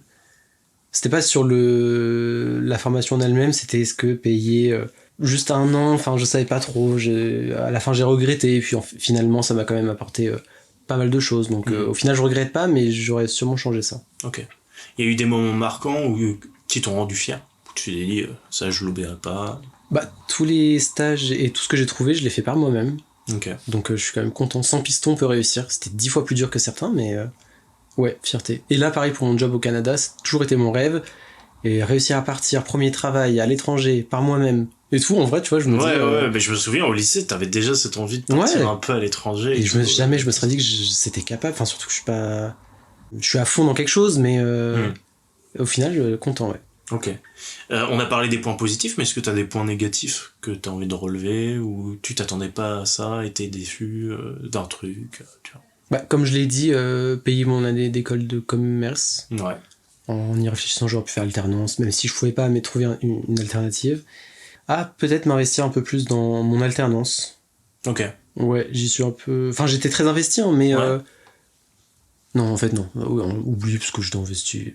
Ouais, non, mais après, en fait, peut-être que t'as senti que tu t'es pas investi autant qu'en DUT. Ou en DUT, tu t'es arraché vraiment. Et là, juste, t'étais investi, mais en tant qu'alternant normal, quoi. En fait, avant que je trouve mon travail au Canada, je m'étais dit, parce que du coup, Publicis, ils gardent que des seniors. Donc l'alternance, une fois que t'as fini. Mais je me suis dit que si j'aurais plus travaillé, et vraiment beaucoup plus, ils m'auraient accepté, ou ils m'auraient mis quelque part, même pas forcément dans le SEO. Ok. Et au final, c'était un mal pour un bien parce que j'ai pas été gardé parce que non senior. Mais au final, j'ai trouvé un truc au Canada, donc c'est un mal pour un bien. T'as envie de rester dans le SEO genre pendant longtemps ou t'as la possibilité aussi de changer si t'en as envie? Bonne question. Franchement, je me suis dit pendant 5 ans là, pourquoi pas faire du SEO, comme ça me donne vraiment un tampon SEO sur le CV, le côté technique. Non mais c'est vrai, le côté technique, on se rend pas compte, la technique, parfois c'est des histoires de code, c'est des... C'est très recherché dans le SEO. En vrai, ouais. Ouais. Mais comme je te dis, la partie éditoriale, si tu fais des recherches, tout le monde peut quand même s'y mettre. Du coup là, 5 ans où je me forge sur ça, et après 5 ans, pourquoi pas... ou alors pourquoi pas faire du SEO continuer, mais dans un domaine qui me plaît plus... ou pour une entreprise un peu plus qui me corresponde, etc. Et après, je peux dévier sur communication, gérer un site internet, etc. Ou faire du freelance, pourquoi pas. Non, carrément. C'est une idée où tu t'es posé la question et tu t'es dit freelance. Est-ce que tu as eu des cours, par exemple, de freelance? Je sais qu'il y a certaines personnes qui ont ça, tu vois. Non, j'ai pas eu de cours, mais non, j'ai pas forcément envie parce que... Freelance, si on peut expliquer aux gens, c'est être indépendant, en gros, avoir des clients à soi et gérer tout. C'est-à-dire la compta, mais aussi les rendez-vous avec les clients, etc. Donc vraiment être en totale indépendance. En vrai, pourquoi pas, mais c'est beaucoup de responsabilités et je trouve j'aime bien séparer vie professionnelle et vie personnelle. Et je trouve que quand c'est... Ouais, là, tout se mélange. Après, si c'est un projet que tu portes, je pense que c'est vraiment que du bonheur. Sébastien. Non, mais je pense que... Je sais pas, je me laisse le temps. Ok. Justement, tu te vois où dans 5 ans, 10 ans? On vient d'en reparler un petit peu, mais... 5 ans peut-être au Canada. 10 ans, je pense, j'aimerais bien quand même en France. Parce que je trouve la France, c'est incroyable. Le croissant. Même Paris et tout. Enfin, je sais ce que je quitte, mais... Ou pourquoi pas dans un autre pays. Franchement, je sais pas. Vu que j'ai pas de... Je me fixe aucune règle, donc je me laisse porter. Comme les études, hein. Ouais. Parfois, j'avais l'impression de me laisser porter, et c'était le cas. Mais c'était pas pour autant que c'était négatif, c'est juste... Je vois où ça me plaît. D'accord. Donc dans 5 ans, peut-être encore au Canada quand même, que je continue mon aventure. Est-ce que c'est ça le plus gros défi? C'est de partir tout seul au Canada? Ouais. Ou est-ce que t'as eu un gros défi pendant toutes tes études Non, c'est le plus gros défi. Ouais, enfin, avant, c'était du coup quand je suis parti au Canada. Ouais, et là, c'est encore le Canada. Ouais. Mais c'est vraiment travailler tout seul, ouais. T'as pas peur d'être esselé du coup à ce moment-là? Parce que du coup, je sais pas pour te mettre la pression, quoi, j'étais en mode... mais là, par exemple, quand t'es parti, t'avais quand même ce truc de formation, de gens du même âge qui vont se retrouver en classe, et donc bah vas-y, t'as pas une copie double, genre ça te permet de lier les gens, tu vois. Tu savais que t'allais te faire des amis. Là tu pars vraiment tout seul dans une entreprise où tu connais son père, il y a pas d'autres Français. Bon après j'imagine, tu vois, il y a des groupes Facebook de Français expats, etc. Mais c'est peut-être moins accessible ce côté relation sociale que quand t'es parti il y a 2 ans. Tu vois. Ah oui, complètement. Mais je me dis, si je veux, je peux. Enfin, via l'entreprise, il y a aussi des activités. Si je me mets au sport, dans un cours, je sais pas. Ouais, je sais pas, mais ça devrait le faire. Ok. Je me pose pas trop de questions. Quand t'as des moments de doute, qu'est-ce que tu fais pour aller mieux? Ou même pas forcément des moments de doute, mais... Je regarde des vidéos YouTube qui me font rire. Est-ce que t'as des exemples? Non, en vrai, quand je vais pas bien, si je regarde des séries qui me font rire, Grace and Frankie, excellente série, avec Jane Fonda, et je sais pas, elle me fait rire, donc quand je vais pas bien, je regarde ça. Et ça me donne pas forcément des réponses à mes questions, mais enfin si, en vrai, ça me fait relativiser. C'est super important de relativiser, c'est tout ce que je veux dire. Aujourd'hui, t'as quelle vision de ta formation et de ton parcours? Est-ce que t'en es satisfait? Oui. Ouais, parce que j'ai eu la chance d'aller là où je voulais quand même, et c'est quand même une chance parce qu'il y a plein de gens qui n'ont pas forcément été pris là où ils voulaient, etc. Et au final, même si c'était pas forcément ce que j'envisageais, c'est toujours bien passé. Il y a des trucs que tu changerais? À part cette école de commerce, parce qu'on en parle, Le point, non, en vrai, c'était quand même bien. Je me suis fait des amis à 10 000 €, mais... non, en vrai, cher, les amis. Mais à refaire, non. Franchement, non. Ok. Peut-être moins douter de moi. Mais sinon, non. Tu sens que t'as travaillé là-dessus? Tu doutes moins sur toi-même? Un peu, ouais, quand même. Je m'en fous un peu plus de... Je me mets moins de pression, enfin, c'est pas grave. Ok. Est-ce que ça je relativise. Est-ce que c'est le fait, justement, de s'être moins investi en cours qui a été le déclenchement? Oui, parce que du coup, j'ai pris du recul, et je me suis dit que je pouvais réussir sans forcément me tuer à la tâche. C'est quoi qui a pu déclencher ça ? Plusieurs amis qui, je voyais, qui se mettaient pas la pression et ils réussissaient quand même vachement pas mal. Vraiment, c'était souvent le cas. Et du coup, en voyant tout ça, je me suis dit, tranquille. Ça a autant fonctionné après ? Quand tu commences à moins faire attention aux choses, à relativiser, à vraiment prendre du recul, tout paraît moins important. Et des choses qui me stressent, comme attendre un résultat de mon visa, là par exemple, je commence en télétravail, c'était pas du tout le plan. Ouais. Pour une entreprise qui est à l'étranger, mon visa il est toujours pas bon, etc. T'as trouvé un appart d'ailleurs ? Oui. Ah, donc l'appart est déjà pris, tout est fait, oui, il manque juste le visa. Il manque juste le visa. Et le billet d'avion aussi, putain. Ouais, ça j'arrive à le décaler sans frais. C'était pas du tout le plan prévu, rien ne se passe comme prévu, mais j'ai réussi à trouver mon emploi, ils me gardent, il y a aucun souci pour que je travaille en télétravail. Le visa, je leur en parle, ils me disent ça peut attendre, c'est vraiment pas grave. Quand tu dézoomes, c'est pas grave. Ouais. Et en fait, c'était le cas à chaque fois pour tout. Pour les stages, l'alternance que j'ai pas trouvé, au final j'ai trouvé. Quand tu commences à moins stresser, tu fais peut-être aussi t'agis mieux, je pense. Ok. L'émission touche bientôt à sa fin, mais je voulais savoir, est-ce que tu avais une petite reco pour nos auditeurs qui permettrait de se plonger un peu plus dans ton métier de SEO ou même de communicant, qui les aiderait à se renseigner ou voilà, à voir le début, une ébauche de ce que tu fais? C'est le réseau social que je déteste, c'est pour ça que c'est dur de faire ma propre veille sur mon travail sur le SEO, mais LinkedIn. Il suffit de suivre quelques comptes de gens qui partagent tout ce qui se passe, les nouveautés, la veille, etc. Et LinkedIn, où on tape SEO et t'as plein d'articles en anglais, en français. Mais bon. Ok. Et t'as pas des sites spécialisés dans le SEO qui te parlent des nouveautés de Google, des trucs comme ça? Il y a les sites d'agences, du coup de publicistes. T'as pas mal de blogs, mais t'as d'autres agences aussi françaises où t'as pas mal d'articles qui vont expliquer telle abréviation, tel mot, comment faire une stratégie, comment... Ok. Donc ouais, tout ça. Donc il y a un peu d'auto-formation quand même. Et sur YouTube. Sur YouTube, pas mal de vidéos sur ça, ouais. Ok. Bon voilà, donc si les gens ont envie de se renseigner, qu'ils aillent un peu sur YouTube et tout, marquer SEO, et voilà, que au moins ça leur explique un peu les bases. Ouais. Ok, trop bien. Voilà. Je crois qu'on arrive à la fin. Je voulais savoir, est-ce qu'on peut te retrouver, que ce soit sur les réseaux sociaux ou ailleurs, pour avoir des informations sur ta formation que tu fais si des gens ont des questions? Oui, sur LinkedIn, encore une fois. Du coup, mon prénom et mon nom, Yann Charrier. Et normalement, vous pouvez me retrouver et me DM. Très bien. Bon, on est bon. Et Yann, merci beaucoup d'être venu nous parler de tes études et de tout ton parcours. Merci à toi. J'espère que ça t'a plu. Super intéressant, et content. Franchement, c'était un plaisir. Toi, ça t'a plu, ça va? Ça m'a plu, et surtout, j'aurais bien aimé entendre quelqu'un parler de ça. Ouais. Quand moi, j'étais sur Parcoursup, tout ça, donc content de partager. Trop bien. C'est trop bien. Écoute, j'espère que ça a aidé beaucoup de gens. En tout cas, c'est un panel de ce qu'on peut faire en tech deco, voire plus. Donc forcément intéressant, parce que moi, je me rappelle que quand on était au lycée et qu'on disait tech deco et je demandais mais c'est pour faire quoi? C'est vrai. Personne n'était capable de répondre. C'est vrai. Mais personne, vraiment. Et c'était en mode ok. Donc je pense que ça a renseigné pas mal de personnes. Donc trop bien. Merci à vous d'avoir écouté cette émission, j'espère que ça vous a plu. On a essayé de parler un peu avec Yann de tout son parcours. Si c'est le cas, si ça vous a plu, forcément n'hésitez pas à vous abonner à ce podcast, à le noter sur iTunes, Spotify, Deezer, tout ce que vous voulez. À mettre un commentaire si c'est possible avec iTunes, de votre plus belle plume, ça fait toujours plaisir.